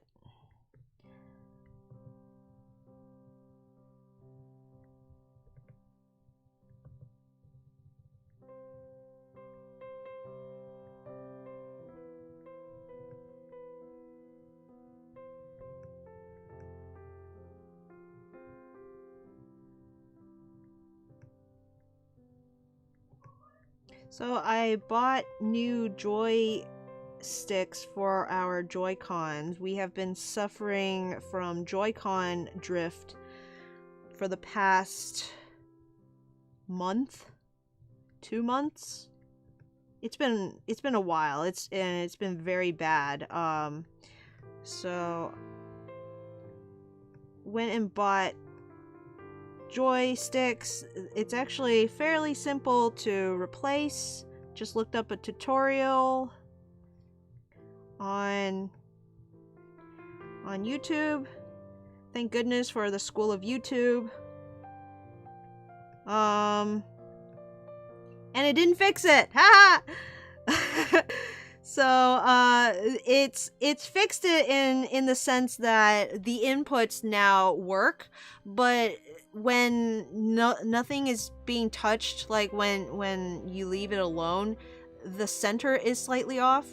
So the character like walks to the side, but before it was like you couldn't even input properly.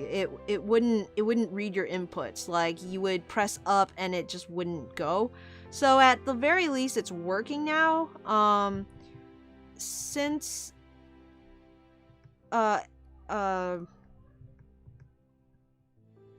as in like time wise, since then, not because of then, since then I have discovered that you can update your Joy-Cons, because my friend told me to calibrate them, which I did. It shows like a thing like this, and then your Joy-Con should be a little plus in the middle, if you're not doing anything, but ours was like a circle and was right here. You had to like tilt it slightly up to get it into the middle. So I calibrated it, and the calibration does like literally nothing. But then I looked it up, and it says that you can actually update your Joy-Cons, which I don't really get, but I updated them, and one of them is still slightly off. A lot better now though, because before when you put it to the center and then let go, it would just drift back down. Now if you put it to the center, it will stay there for a while until you like move the joystick, and then it will slowly drift back down. So it's still not great, but you know, I think the other one is fine. We haven't yet tested them. We've been playing with the GameCube controller, not like a literal GameCube controller, but the Switch controller that's like shaped like a GameCube.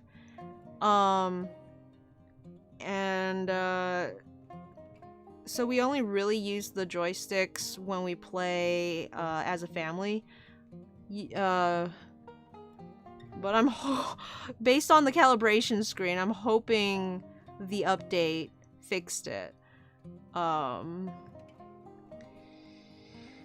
we'll see, but I love fixing things, you guys. I'm not a handy person.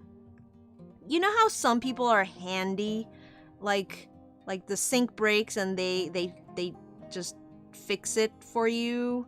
I'm not a handy person, but with the power of YouTube, I have been able to fix a few things on my own, and it's just such a great feeling figuring something out, and like you kind of learn how things work by doing it. I think that's how you evolve into a handy person. You just be handy a couple of times with assistance. I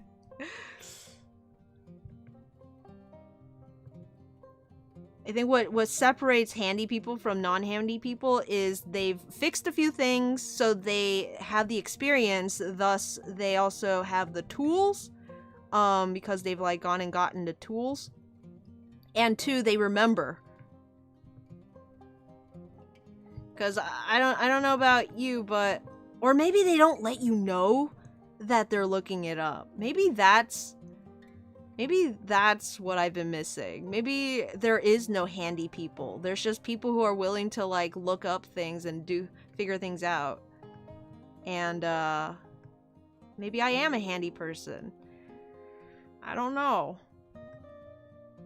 I'm a cheap person.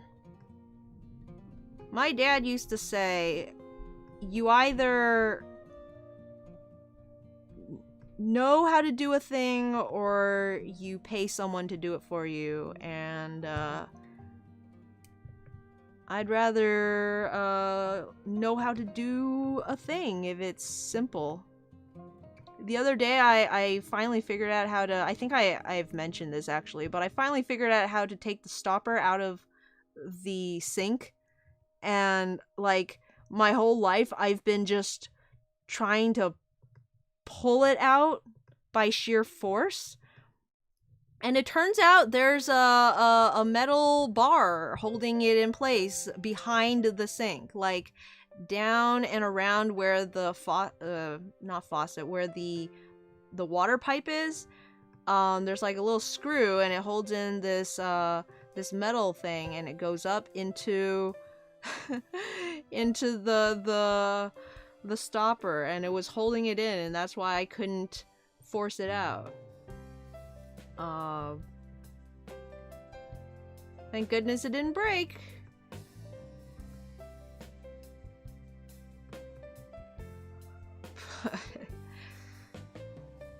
But now I know, you know? And if I can remember next time, when someone's sink breaks, then I can be like, I know how to fix this. And then they'll be like, wow, you're such a handy person. And then I stare into the camera and I go, yeah, that's right. That's right. I am a handy person.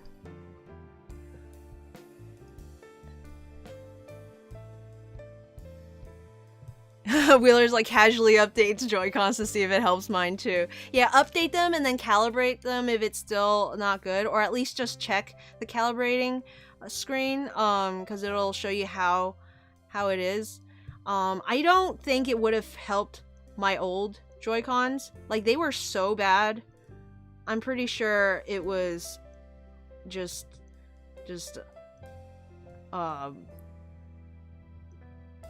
an update probably wouldn't have fixed it. But with the new one, because I just installed it, I was like, why is it still doing it?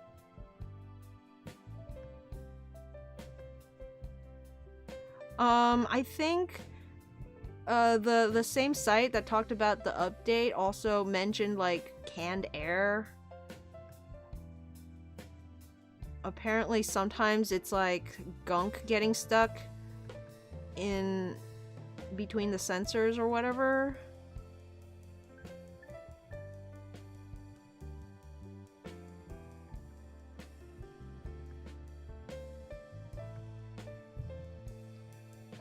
Luckily, I still have a can of air, so I shall try that if it still doesn't work right the next time we test it.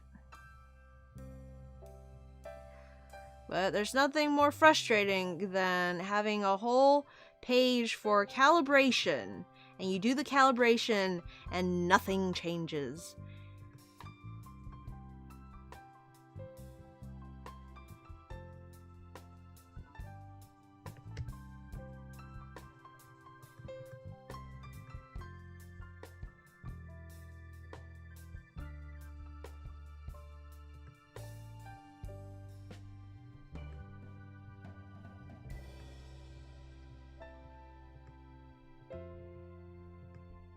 Yeah.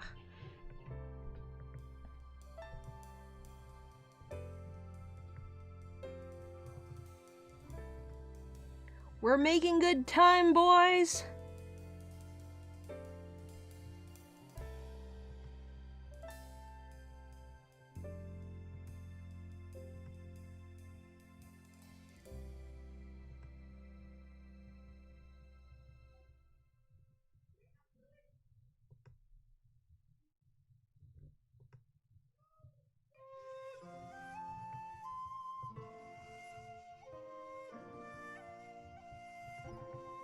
I got one of my long sought items today, thanks to Mouse's friend, Zephyr. And we finally were able to make our stage look like an actual stage for like musicians and not just a deck of wood randomly in the middle of the town.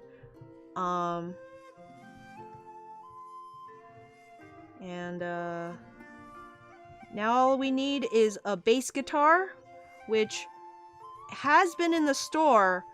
We've all just been too poor to buy it. And, well, the first time we were all too poor to buy it, and then the second time it wasn't the right color. Like, it didn't look very good. So, holding out for a good color bass guitar. And, I'm trying to think what other instrument. Honestly, what I'm hoping for, aside from it looking good, is that villagers will come by to sing.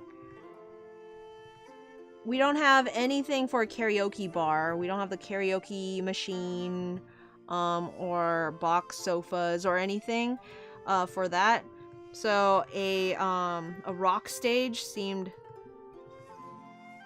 the best option, but it is a little crowded. So I don't know if animals would be able to maneuver their way to the microphone. The annoying thing is when they go to sing at the music box instead of at the microphone. And it's like, I'm sorry, I know I didn't make it easy for you, but like, it looks better when you're facing front. Let me check out.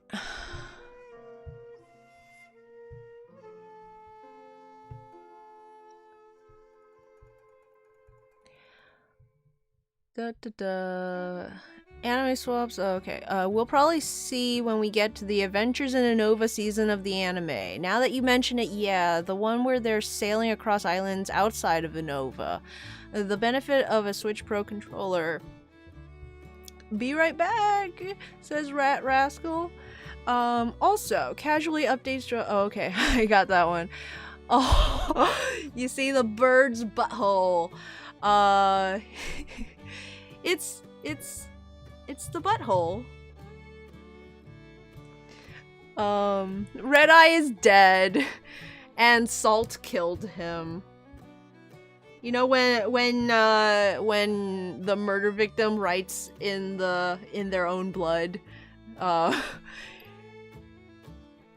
It's funny because my Animal Crossing New Leaf character is named Salt, so it's like Salt.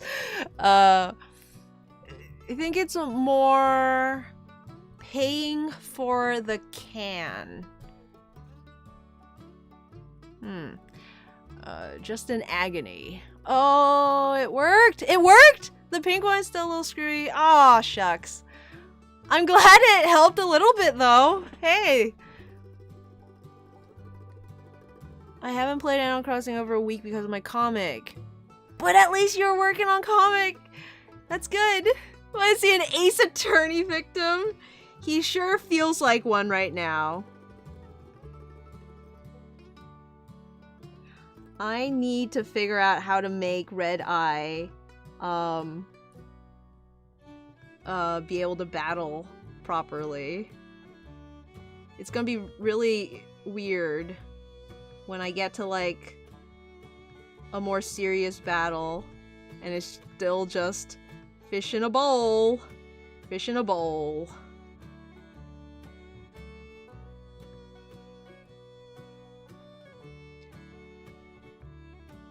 Man, I switch Pokemon so often in Nuzlocke. The end of the gameplay was just such a mess of me putting Pokemon into the box, taking them back out. I think I ditched Red Eye like a few times.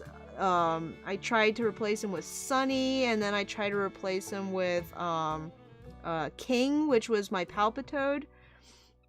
And then I would bring him back in, and then I would put him back out. It was just like... It made it a little difficult in the beginning stages when I was planning the Nuzlocke. What ended up happening, and not by, like... Not really from planning. I didn't plan to do this, but it just sort of happened, is just all the Pokemon are now in the party. I haven't been sending Pokemon home, and other Pokemon I just haven't even been catching. I think at this point I'm supposed to have caught, what's it called, a Shelmet? Or a Shell something? The one that's like literally wearing a helmet. I think it's a Shelmet. I'm gonna make her smiling. She's having fun. She's trolling.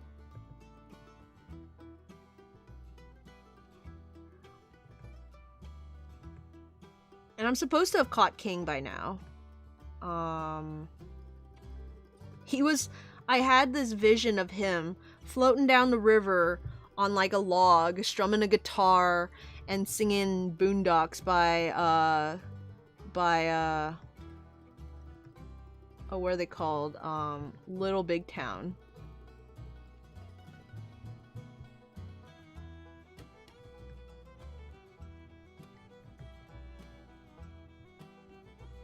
He's gonna be a music kind of guy. Back when the comic was way more gag oriented in my mind, in my like my plans, I was gonna have King do the whole everything happens for a reason. I was gonna find some real world human icon and draw their face on it. It was gonna be my version of John Locke, the Seed Lock, the Nuzlocke from the original. Guess that's not gonna happen. But it lives on in my notes. I didn't even have like a celebrity lined up or planned. It was just a pipe dream, I assume. And then I definitely plan to have more Pokemon going home to the box, because I wanted to do a whole thing where we got to see shenanigans happening at home, and like Pokemon at home would have fun together. Tiny is still at home. I sent him home, so he is there. Red-Eye was gonna be there for a couple of them. You got Ruby, of course. Lil Dog, that was gonna be the biggest thing, was like keeping track of Little Dog, giving him some spotlight, but then he just came back. I did not expect him to come back. But he's like, I demand to be in the comic. Brother Noodles, obviously. Mr. Candle, the Lampent, or no, he was a Litwick when I caught him. Fluffy? Was it Fluffy or Bubbles? I can't remember. Fluffy Bubbles. The Boldor. There's so many of them. Like, they could have had so much fun together. If I did a comic series with those babies. Okay.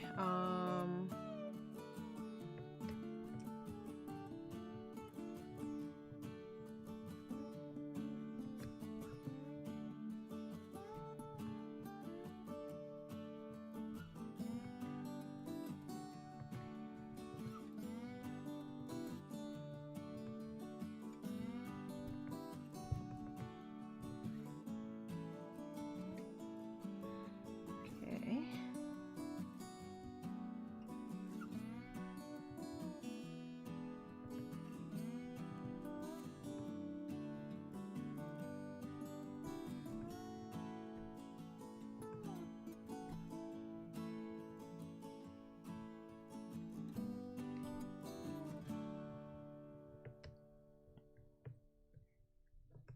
think I can move his arm over.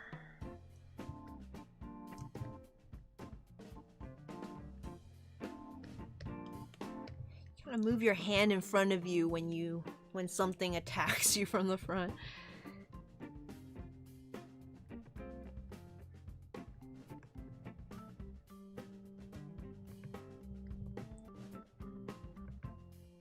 Though, to be fair, I think my creativity kind of ran out.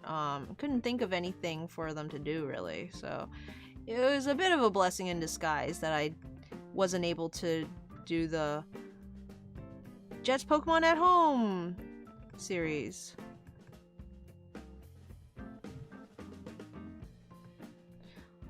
I think...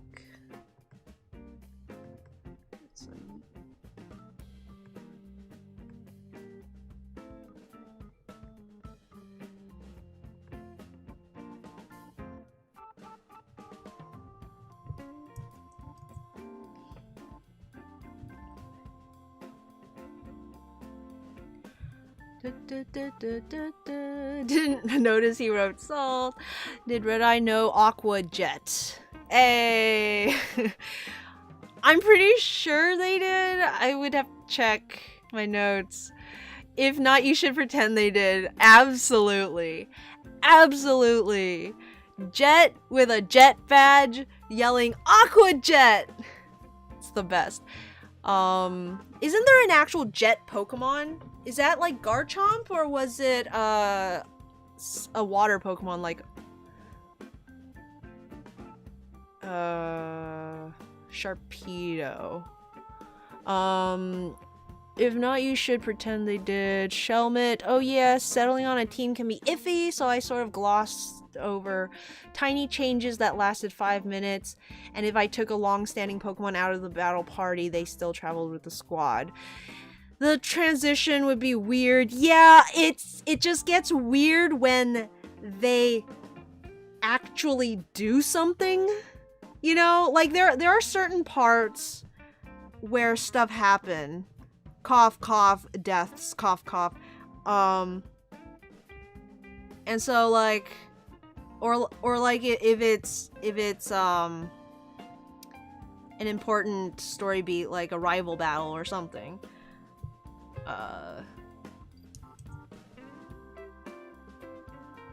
It's like, how do I incorporate you? That would have been legendary. In your case, the reason would be inexperience or something. I have noticed that the name for Chapter 2 of Across the Divide, Adventures in Appledew, was probably subconsciously inspired by the season of the anime called Adventures in Unova. Adventures in Appledew Nova. I don't know. Is that really an anime? Although that wasn't a pun. It's just very useful for waterlogged Pokemon to battle out of the water, but LOL fitting. Sharpedo is a torpedo. I think Garchomp is the jet Pokemon. Yeah, but I wasn't sure if Sharpedo also had the, like, was literally called the jet Pokemon. Because I remember there was a Pokemon that didn't seem like it should be the jet Pokemon and was at some point. Though I might also be imagining that.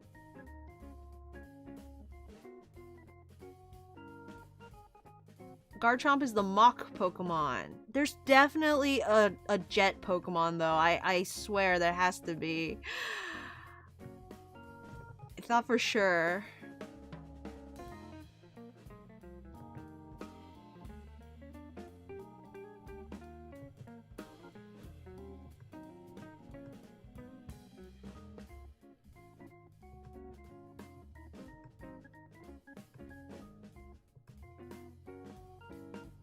Octillery! There you go. Yeah. It was like a Pokemon that I kind of tilt my head a bit and go, huh? Cause yeah, it makes sense because it jets out water, but you would think it would be called like the cannon Pokemon or the bazooka Pokemon or something, you know?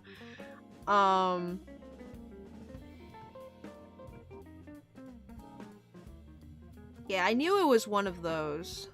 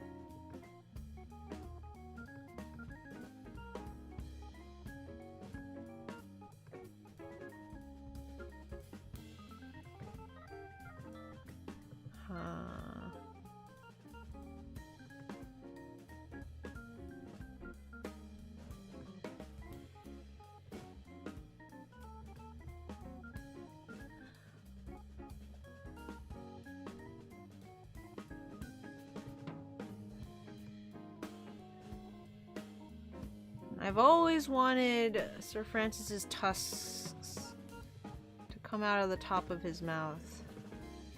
But alas, I made a decision long ago to stay true to canon. Or the canon Pokemon. Did I say that? Either way, Octillery, you can be the jet Pokemon if you want, but there were a myriad of different options for you.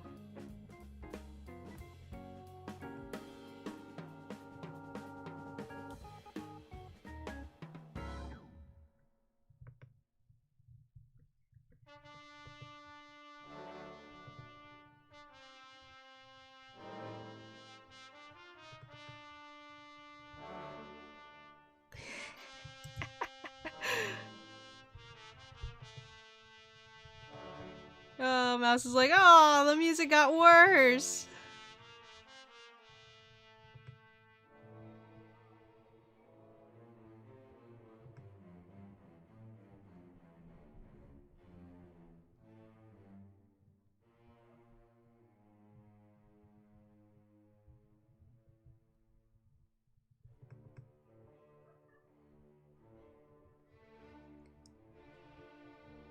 Octillery should have been the artillery Pokemon. Mouse says, can I make a song request?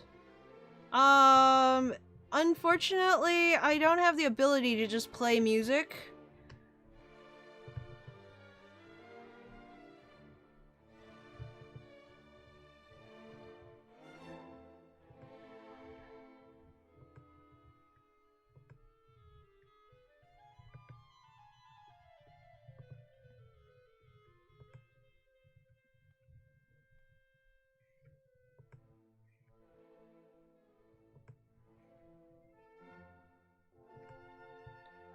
Uh-oh. This eye is weird.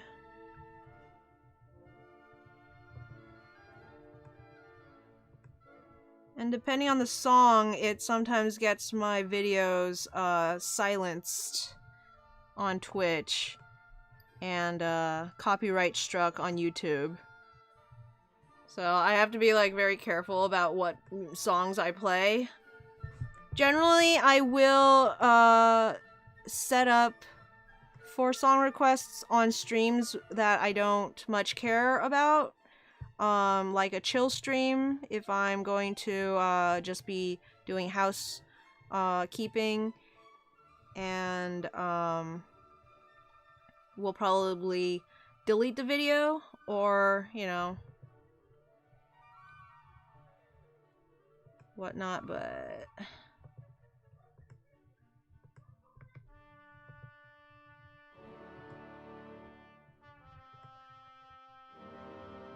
with Max, it can be a little bit involved when switching audio sources.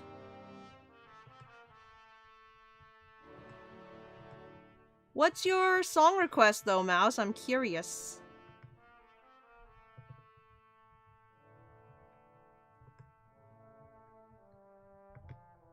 If it's royalty free, I might put it on the next playlist that I build, which I keep forgetting to. I need to replace this playlist. I made this playlist a long, long time ago.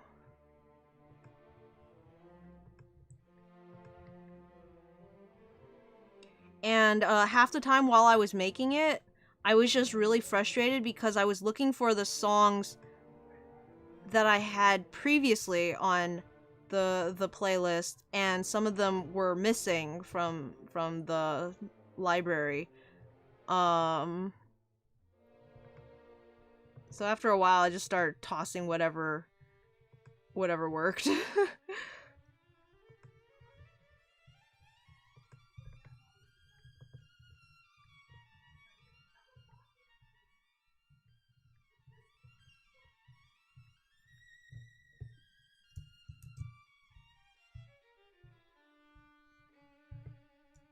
To the Moon. That sounds like a video game.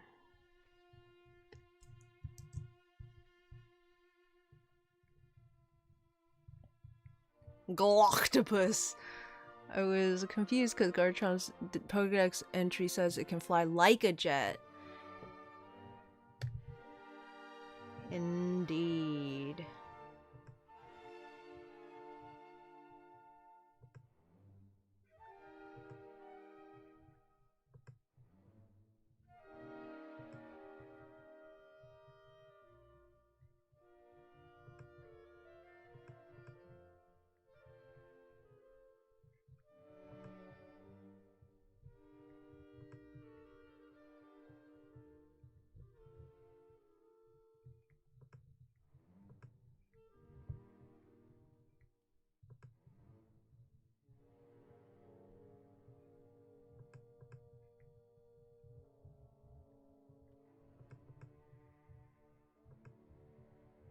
I guess if YouTube copyright strikes the videos, unless it like specifically is the, I think at one point I played some kind of,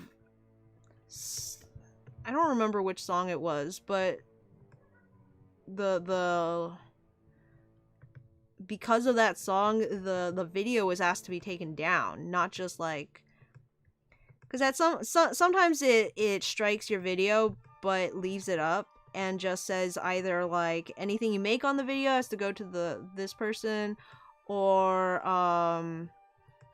you just can't make anything on your video. And I don't monetize my YouTube anyways, so that doesn't bother me.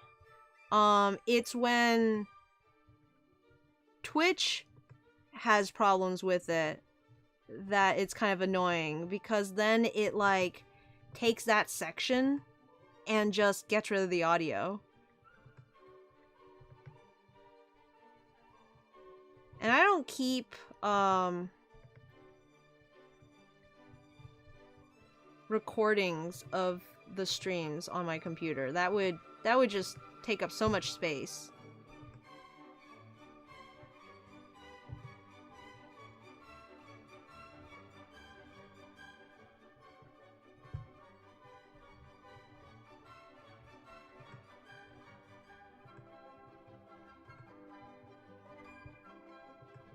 So once that audio's gone, it's gone for good.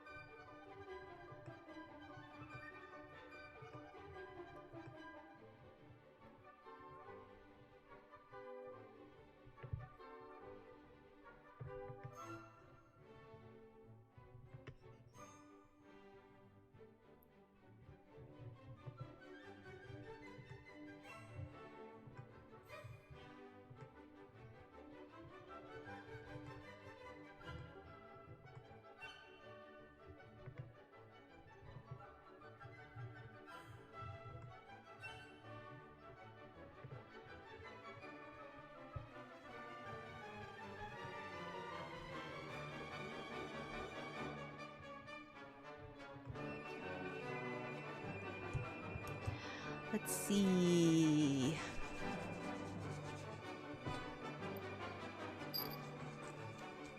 Having backups is good though. Not for these. I don't know. Like if I was doing maybe a workshop or some kind of tutorial stream or doing something more than just hang out with me and I draw things. You know, there's not that much content here that needs to be seen, you know? So like if it's lost, then it's kind of sad because these are some cherished moments that we have together. But it's no big deal. We'll have many more moments. It's kind of like going to your child's band concert. You really only record it because you think you're going to go back and watch, or like someone in your family couldn't make it and so you need to like show them. But I've recorded many concerts and have never pressed play on the videos.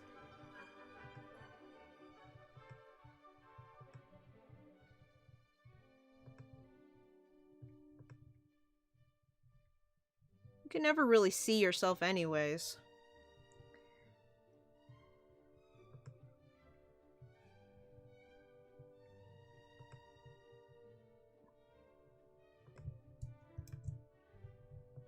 Do people actually watch the saved videos of the streams? I think people who don't make it to them or just want to like have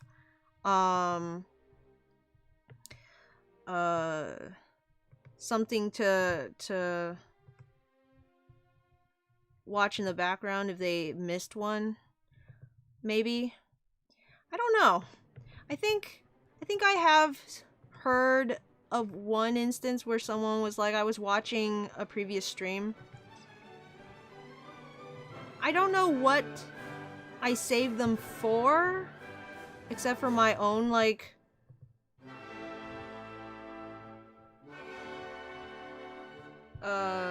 my own nostalgia. And I don't save every one. I certainly don't save every stream. Some of them I forget to save, and they're just gone into the nether. And then others, I'm like, you know, that one wasn't that entertaining, and I didn't really think of anything to say during that one. I think it can be let go into the void.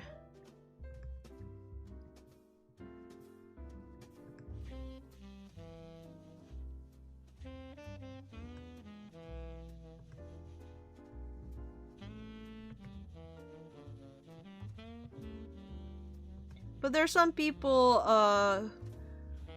who maybe they're in different time zones and they can't catch the streams that will sometimes catch the replays. I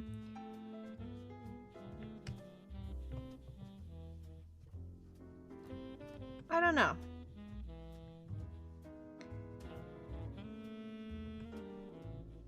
I certainly have a lot more, how do you say, subscribers? Not subscribers, followers? What is it called on Twitch? I don't even know. The unpaid version, where you're just like kind of following to see when the person's on. I have a lot of those. And very, you know, well, you can look around. Look around you. We have a few regulars, and yeah, I don't know who the other people are, why they're following, since I don't really see them. We're a fun little group here, and I like to say hi to everyone who shows up, and I can tell you right now, I have not greeted 50 people on any of these streams, but I'm pretty sure you need 50 to like be an affiliate, which is what I am. I really wanted to be an affiliate because I thought I could let everyone use my emotes. But it turns out you can't just let people use your emotes. They have to, like, subscribe for them, which kind of sucks. It's like, I'm not really that interested in building a Twitch audience, or to make money off of Twitch. That's what the Patreon is for. Feel free to hop over to Patreon and check out my stuff. I would pull up a link, but I just want to finish this. Okay, give me a sec. I'm good at promoting stuff. Where do I keep all my links? Here we go. Patreon. For anyone interested. Yoink. Otherwise, Tails would yell at me. Zero Pro Studio on Patreon. Yeah, I wouldn't know what to do with, subscribers on Twitch. I like to keep things kind of contained, you know?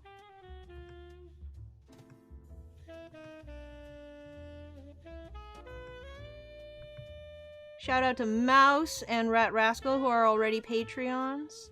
Patreons? Already patrons on Patreon? They patronize me daily.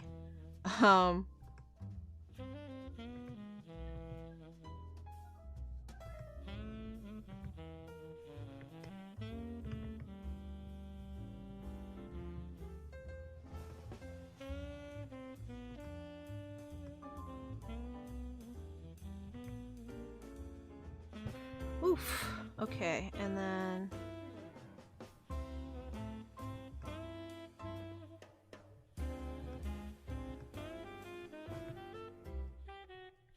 And I think, Sir Francis, I need to pull your pants down a little further.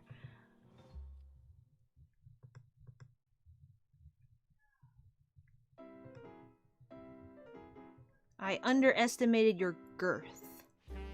There, I think that's a little better.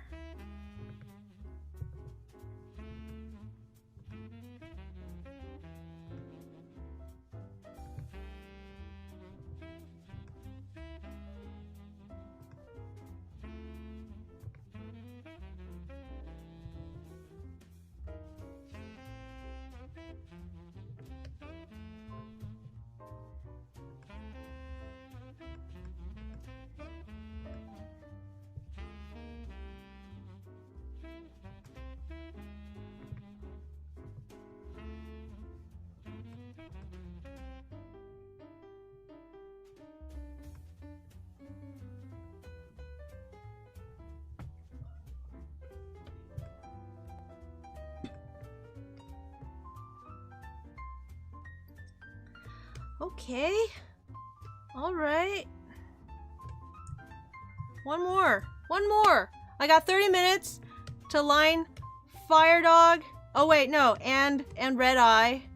Red Eye's corpse.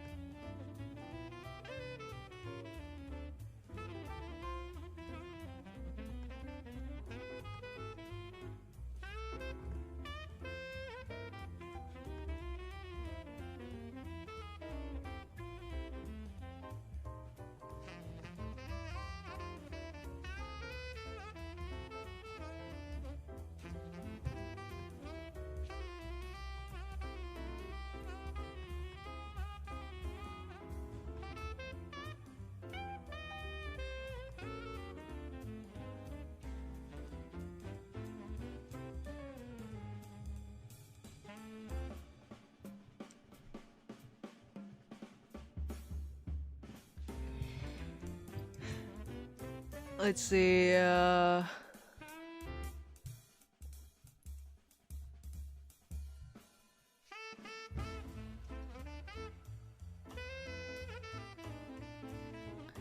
do people actually do it? Because I kind of wonder if the royalty-free music struggle is worth it since it only affects the stream after it's done.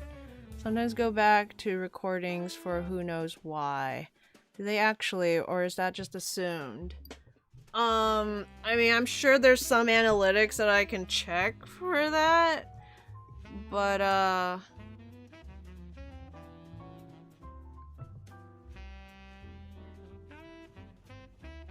yeah, I can certainly check. I don't know.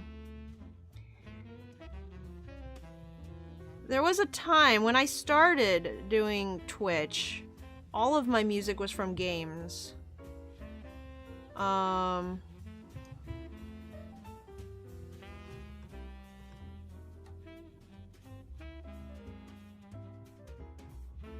couple of times I have, played music, but I don't know, like, maybe it's also partly for my own peace of mind, because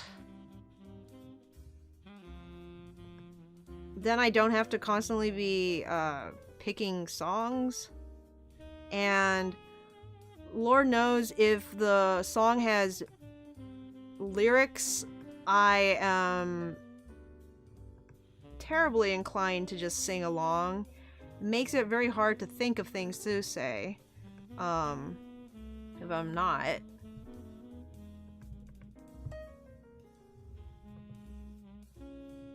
I could go back to game music, just doing instrumentals from games. That was a lot of fun.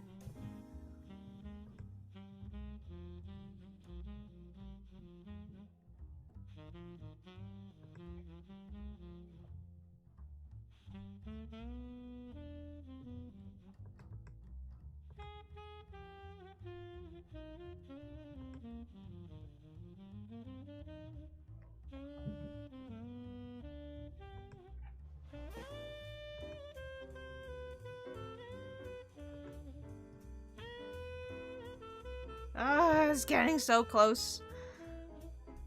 I'll move it over later, after I finish using the sketch.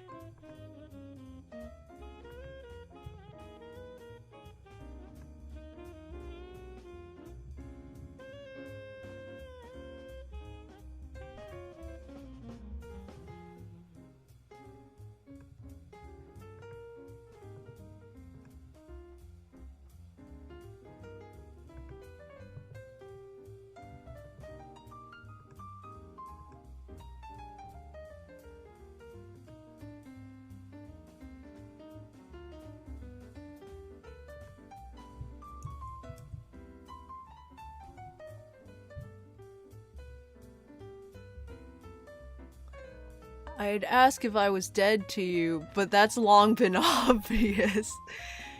You have one more, but only if you count a live Pokemon.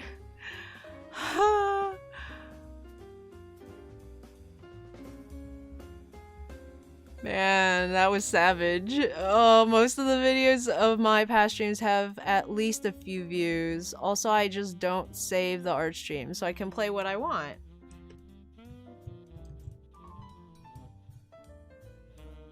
I thought maybe the game music would be fine because people stream games all the time.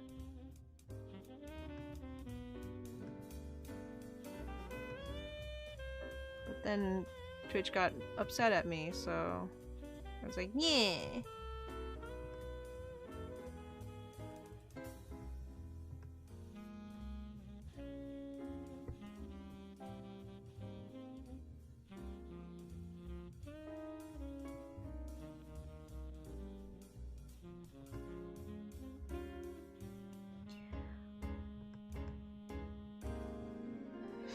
Only if you're counting a live Pokemon. Well,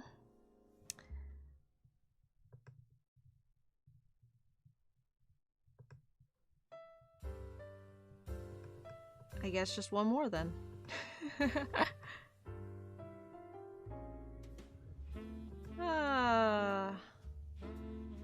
Fire Dog's looking a little rough today. He's looking a little rough there. But I can't be bothered to redo it. Because we are almost done.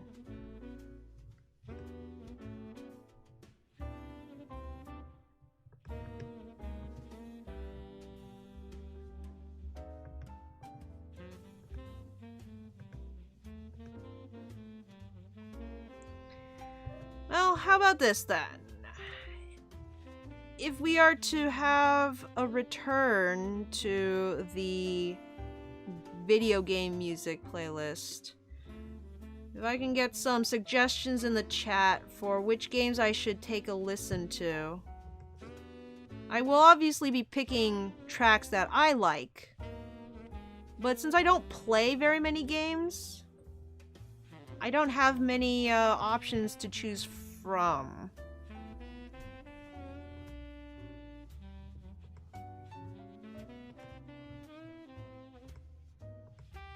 So it'd be good to have some options that you guys would enjoy as well.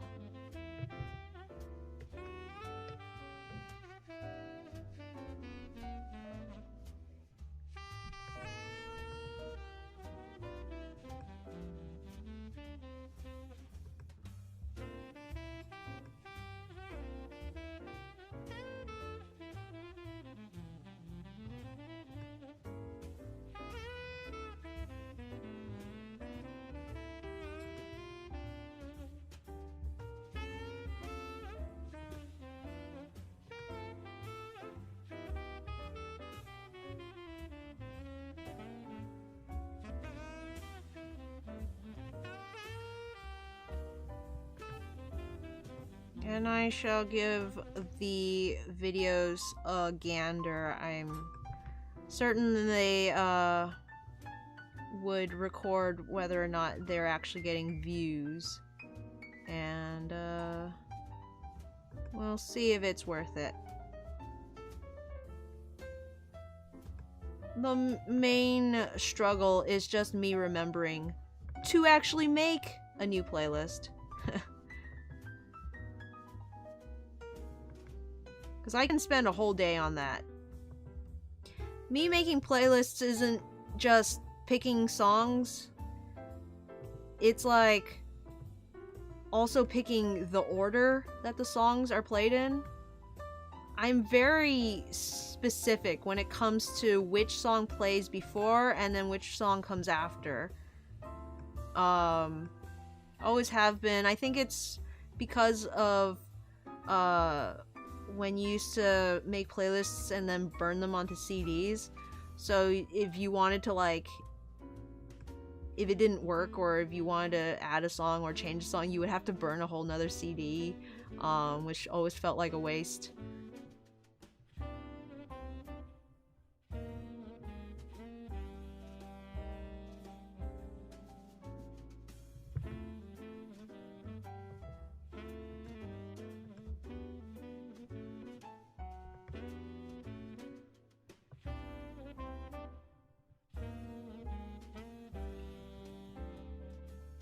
And I prefer tracks that are a little repetitive, a little bit on the repetitive side, a little on the monotonous side, so that it's not distracting. I know I tend to fall silent at certain points in the stream, but I am trying to find things to say and engage. A lot of people watch these streams by just having it play in the background instead of, like, actually eyes glued to the stream, you know? Like, there's not always much to look at when it comes to these art streams.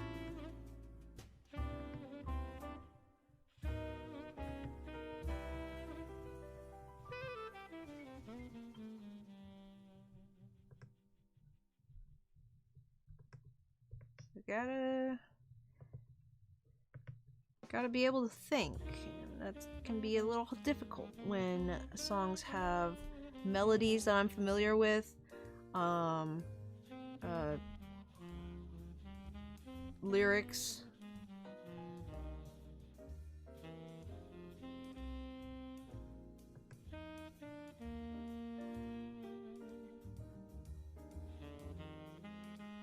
And whatever playlist it ends up being, it's going to end up playing for every stream until I have the time to make a new one. So pick your battle wisely.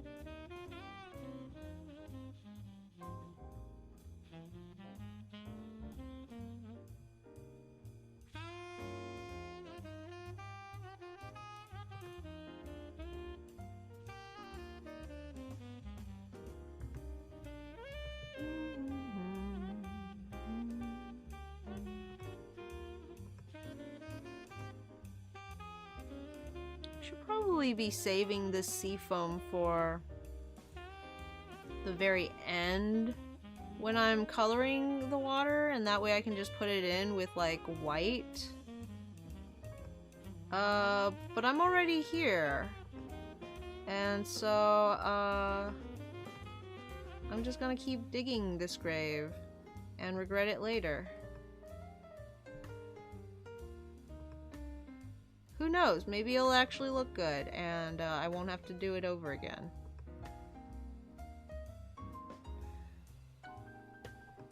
I think it looks good.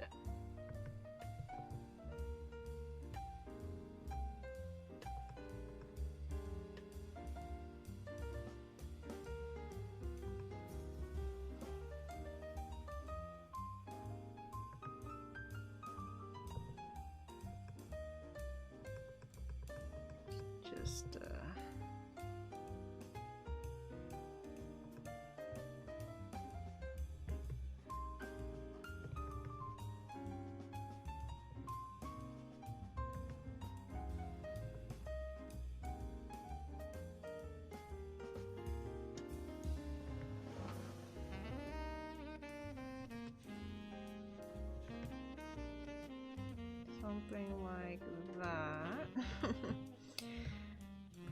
I think the only one that doesn't look too good is this long one next to Red Eye, but I'm just gonna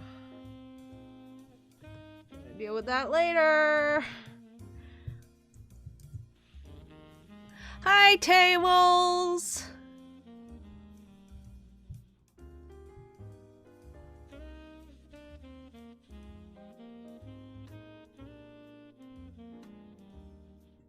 Breath of the Wild is a great source. Oops. Breath of the Wild, that's a good one. I have played that one. I used to listen to Terrytown all the time. And then I listened to it too much, and now I can't listen to it anymore.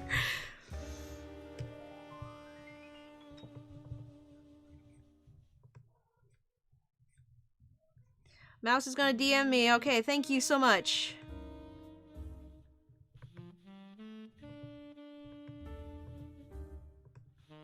Mouse knows some good instrumental tracks, so I look forward to that.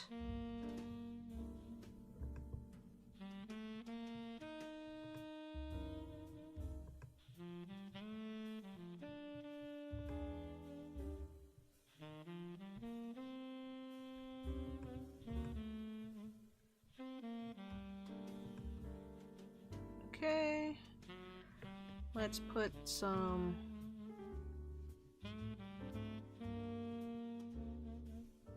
rocks around, maybe some shells.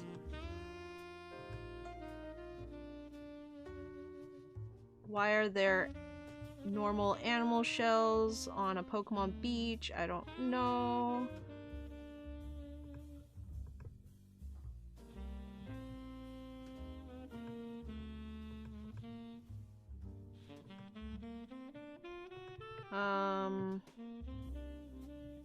Maybe they're just like really small Shelder.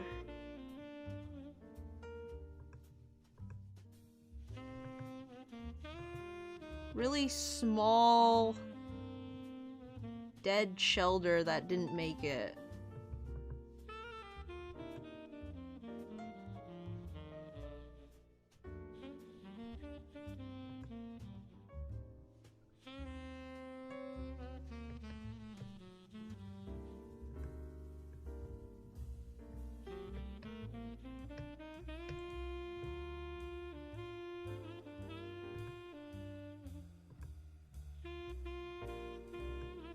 Maybe they're undiscovered Pokemon.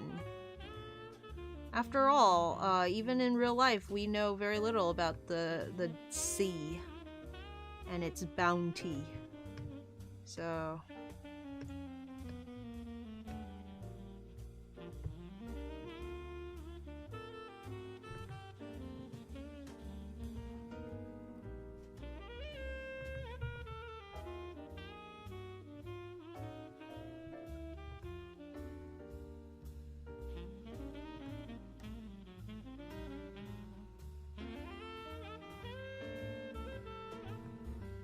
maybe it's like Pacific Rim. There's a wormhole at the bottom of the ocean, and it's spitting out Ultra Beasts from our world.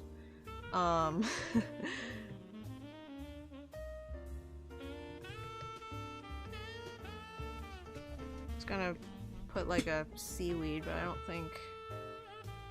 think we got time for that. But yeah, so we're almost done with the main portion of this illustration. Ironically, I have not yet gotten to the sand drawings, which were the actual prompt. So let me just throw in a bit of a ridge up here of grass and fencing, and we'll just say there's like sky behind of it, and it's like there's a bit of a sand dune and you can't see to the other side for now.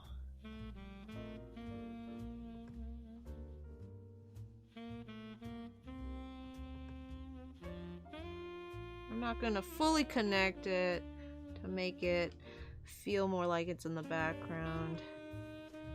You gotta learn to do that more often.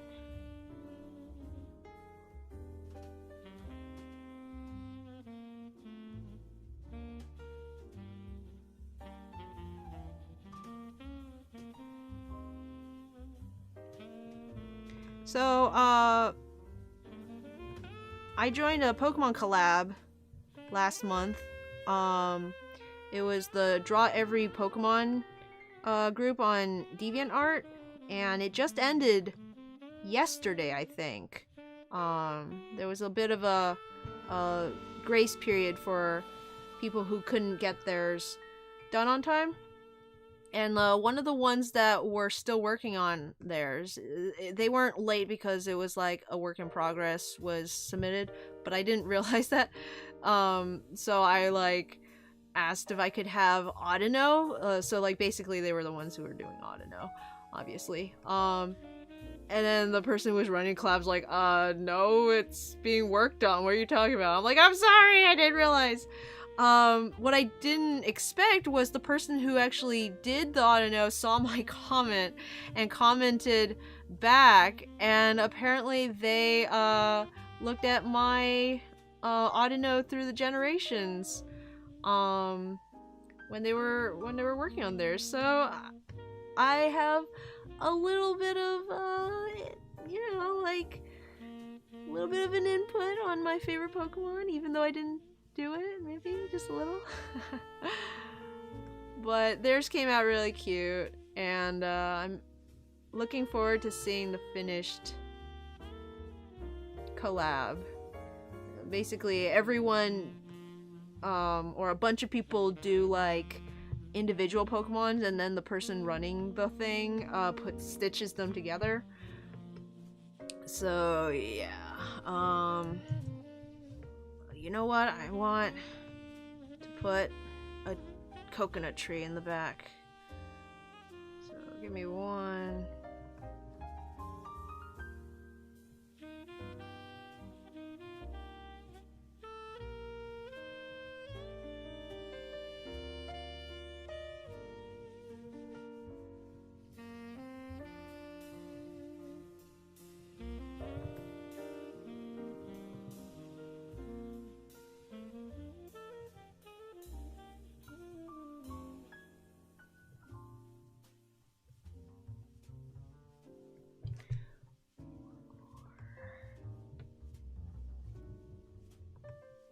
I'm afraid we're gonna go over time a little bit.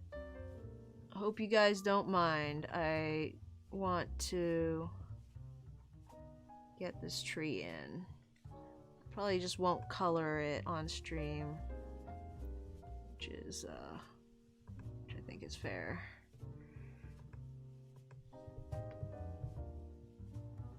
I hope you guys have been working on stuff, getting things done.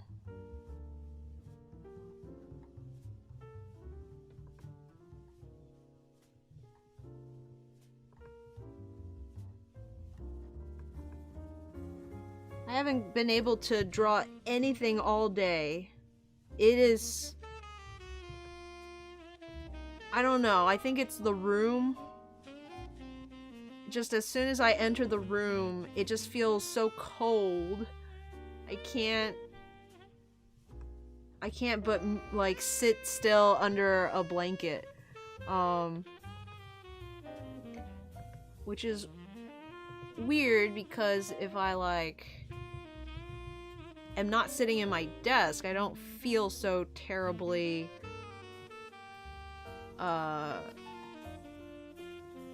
in need of hibernation. Maybe there's a draft like where I am. Maybe that's the issue. I need to draft proof my desk.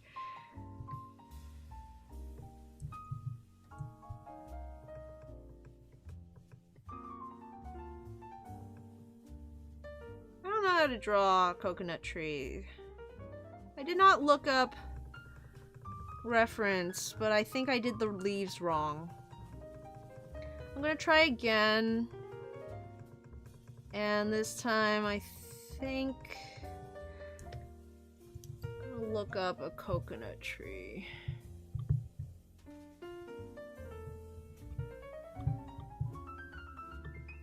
Palm tree. Yeah, it has these kind of leaves. It has septile leaves, not Venusaur leaves. I was a fool to think I knew what botanical appendages I was drawing. I was thinking of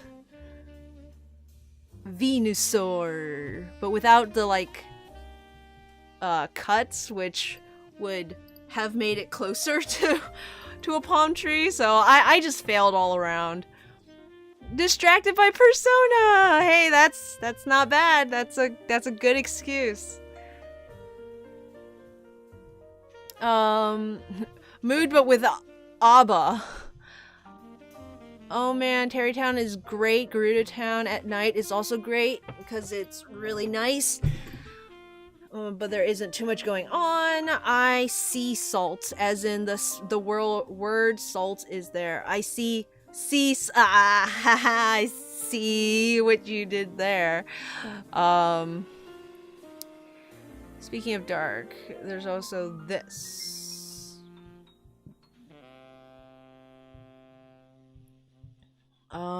You had a hand in it. Yep.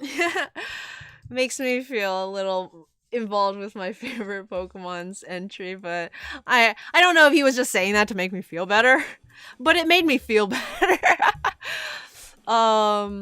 Unova wouldn't have coconut dreams. Dreams?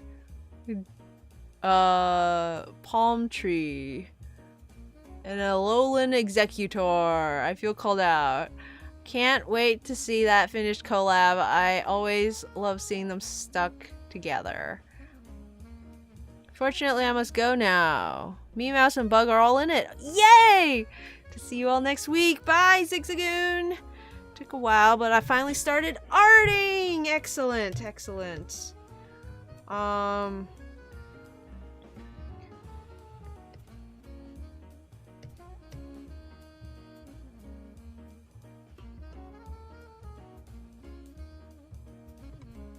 Let's see, well, what should I put in the background if not a palm tree? What do they have? Mouse, what do they have on the beaches of New York?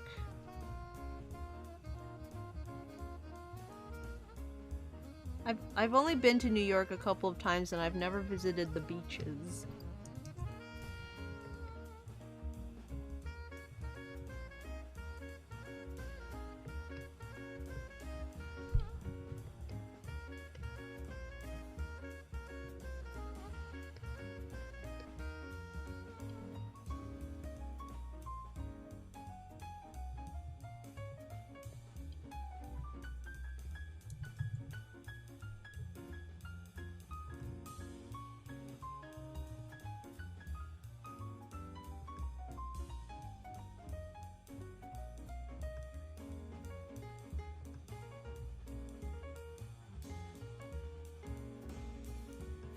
Oh no, my brush won't work at this small size because of the particles. Let's see if I can fix it. Spray effect, particle size, make it really small. Does that help?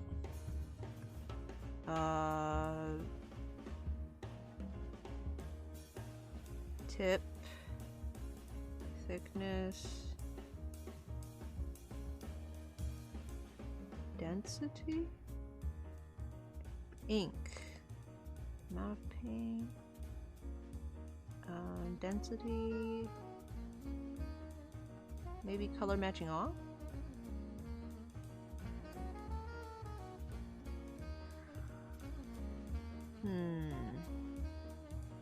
Brush shape, brush size.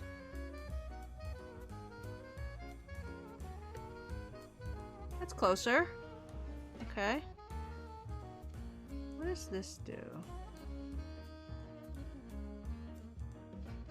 Stroke? No gap. Continuous spray.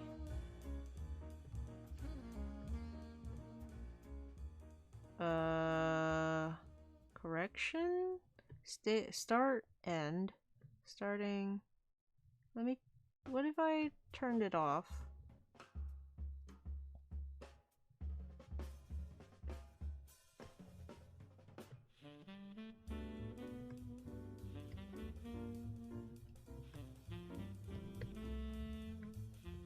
How do I, like, increase the amount of particles? Particle density. There we go. There we go. That's what I wanted. Spray deviation. There we go. I think that works. That's better. Okay.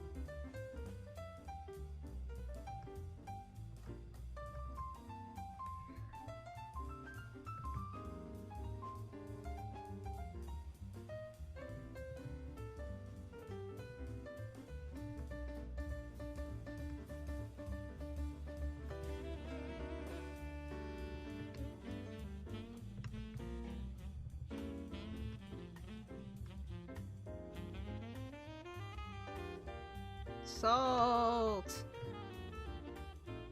And, little dog's over here drawing Sir Francis.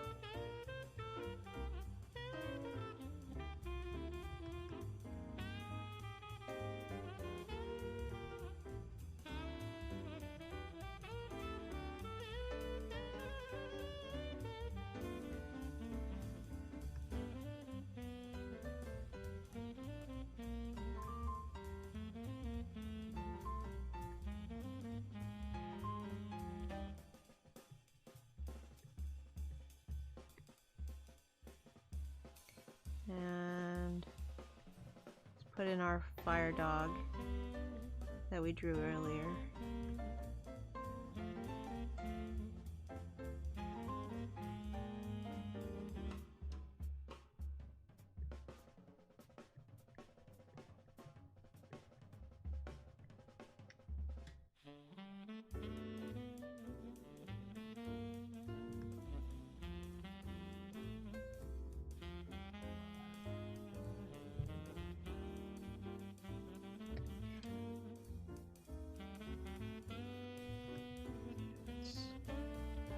Look a little better. Let's thicken up the lines a little.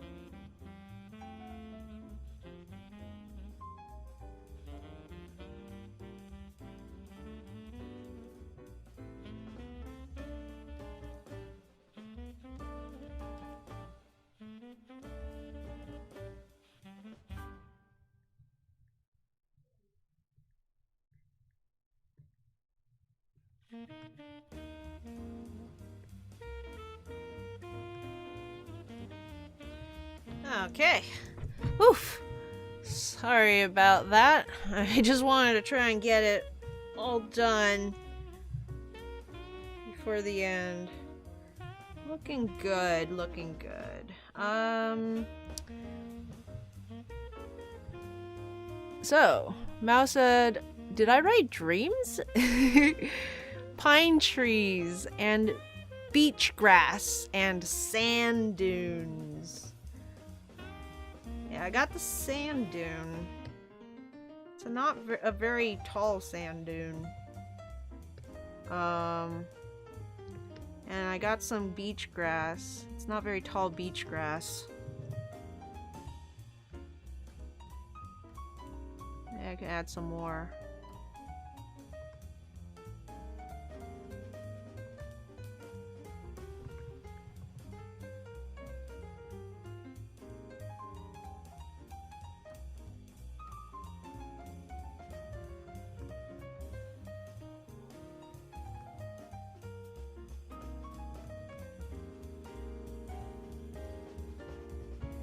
I'm not gonna add a pine tree. 'Cause even if it's like realistic, it doesn't feel beachy. And we need to rely on shorthand for these kind of one-shot illustrations. People don't think about the logic all of the time. So I won't put a pine, what's it called? Coconut tree, but I also think a pine tree will make it look a little bit too forested.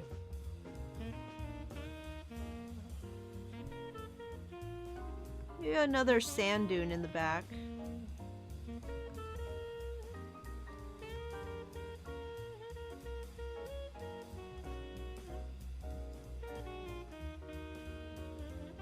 More sand dunes.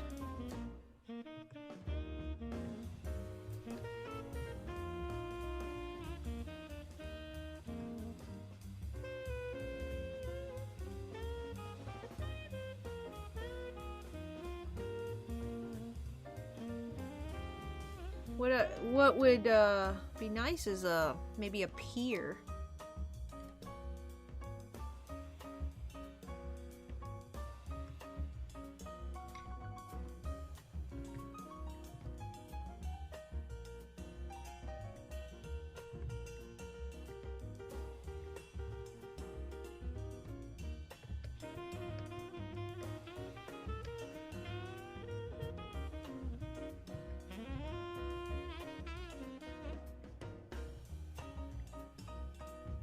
Be like a, I don't know, staircase up to the boardwalk, or I don't know. I think I'm gonna leave it there. I'm just now looking at Sir Francis's face as he's doing all right. Put some more sand. Explosion.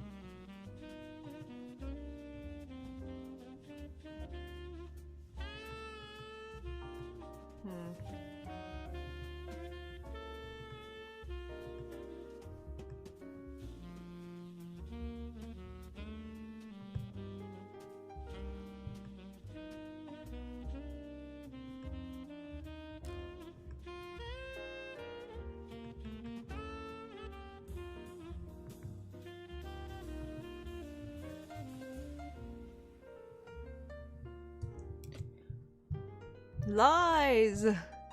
Beaches have no sand. Beaches have no sand. Alright. Well, if y'all can, do me a flavor and pop a Pokemon in the chat, and I'll draw them randomly really big in the background for our finishing game. Just for fun. I'll take it out for the actual thing. But, I need to think of something to put in the background there. Something big. Maybe just clouds. I don't know. Maybe just clouds.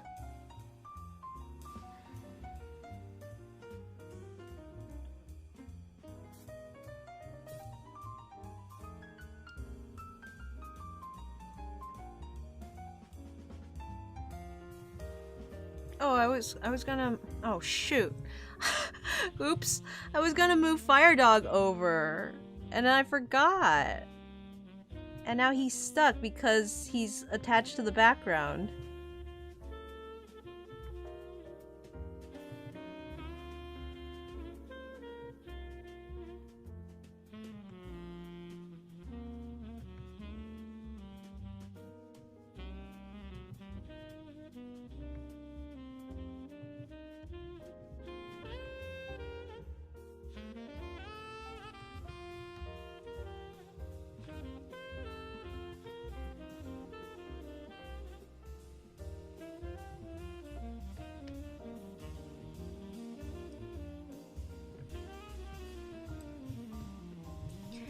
You know, I said I was done, but I need to do one more thing. Because it just doesn't feel finished without the shadow being cast by the sand over Little Dog as it falls.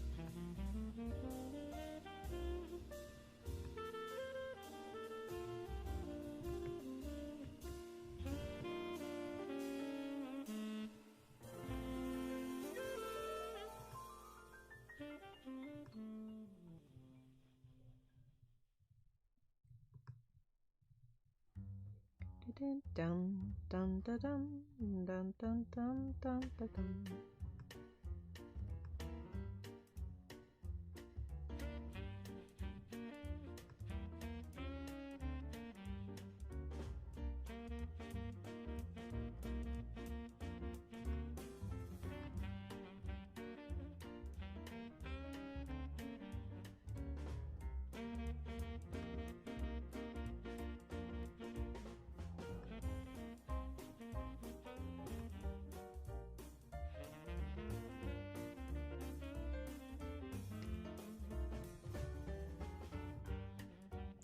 I hope everything is closed.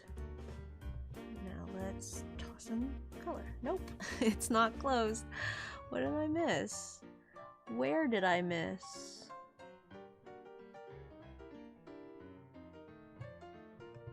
Where did I miss? Up here? Nope.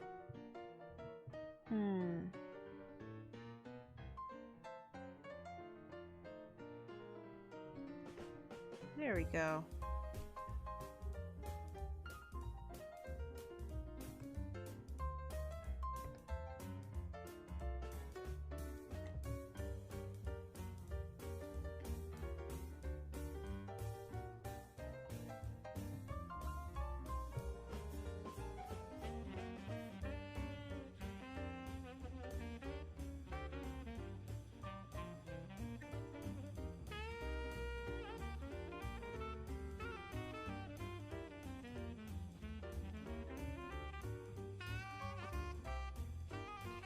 How much of Little Dog would be covered in shadow?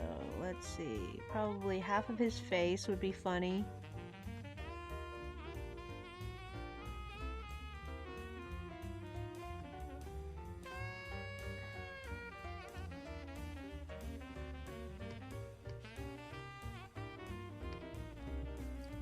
Just the whole rest of him.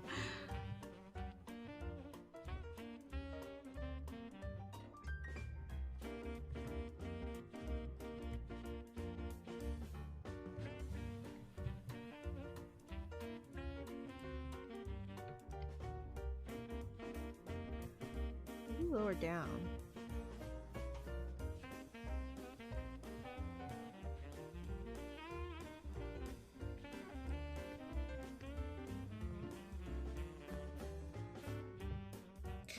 Little Dog, watch out!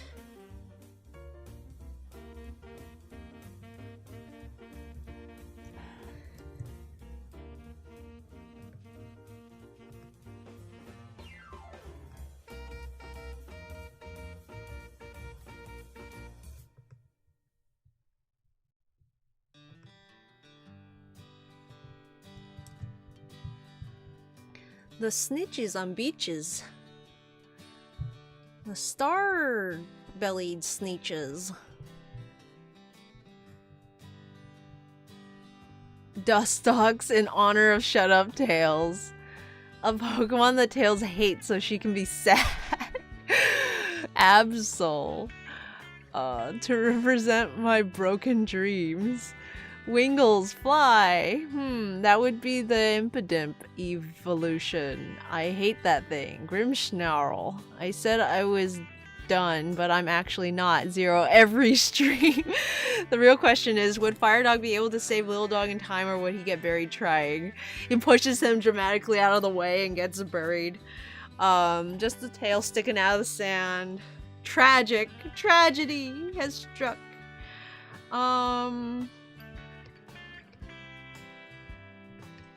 Man, you guys gave me so many options. Which one do I even go with?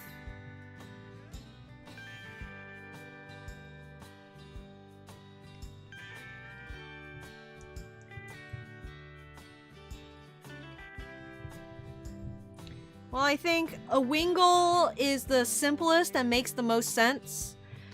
And I can do it the fastest, so...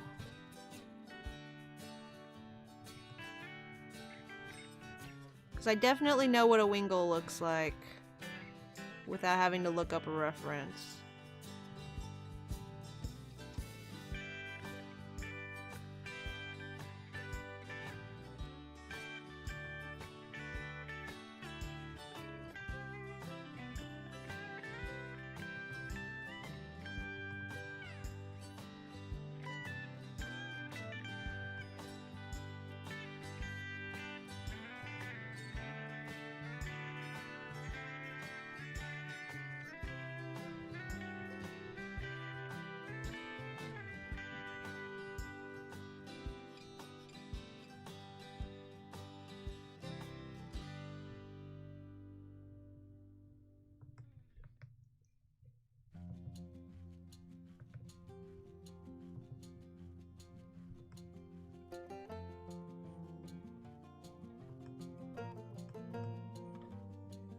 I don't remember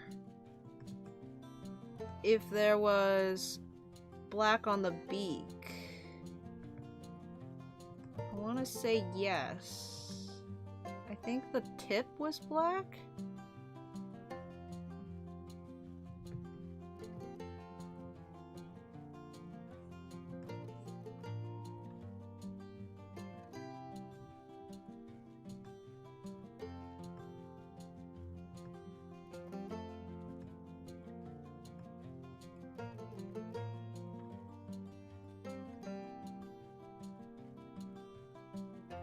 Oh, I actually don't know what the tail looks like either. Looks like I don't know Wingull that well after all, even though I literally just drew it for the Pokemon families.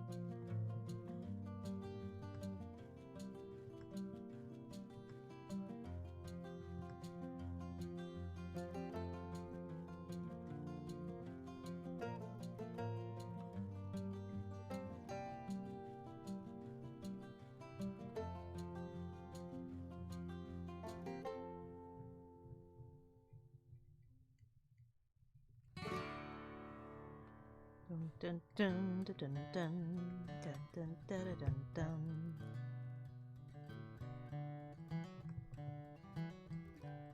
Ugh.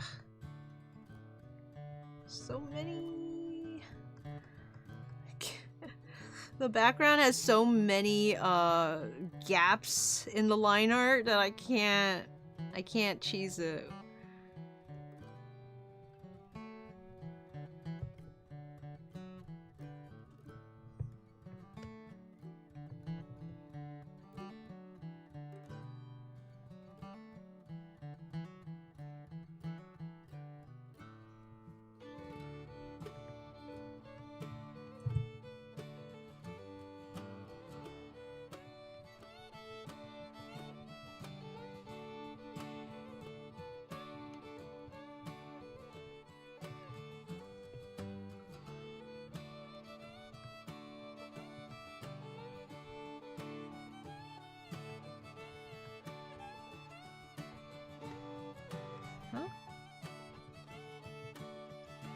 There's a gap? Where is there a gap? Where? Where? No way.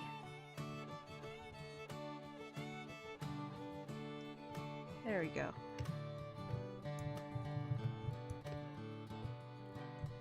And there we have it.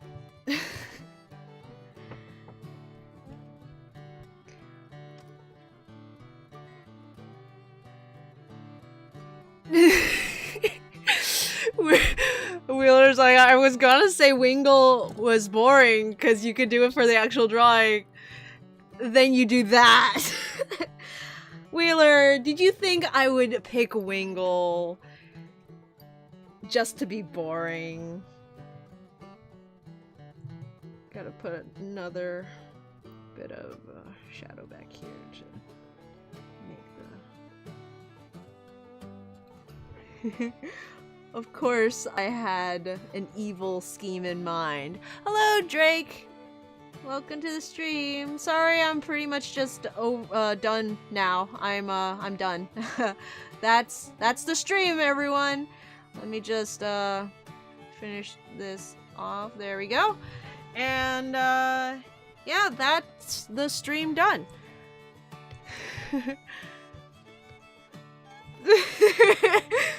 Well, I wanted something weird, and somehow the one that made the most sense was the one that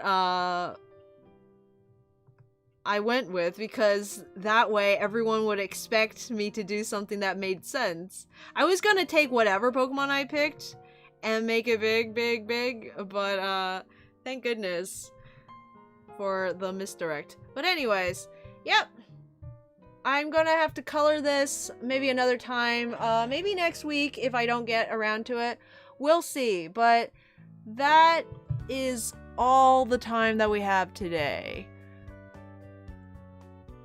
If he pushed him, he'd just land in the water though. They can't swim. It's shallow. It's just the waves coming up. Let's see. Just the tail sticking out of the sand. Clear Absol in honor of the Mega Evolution discussion yesterday. No one. Stripe on the top as well. Baby Yoda drink bone broth. Adorable. Beautiful. OMG. I only suggest... Oh, okay, I got that. And I'm caught up with the chat. Well, thank you everyone for joining us. I do believe that's the last stream for May. So, I'll catch you all later in June. I hope you guys have a wonderful week. Stay safe. Stay healthy. And, keep making stuff. All right, bye.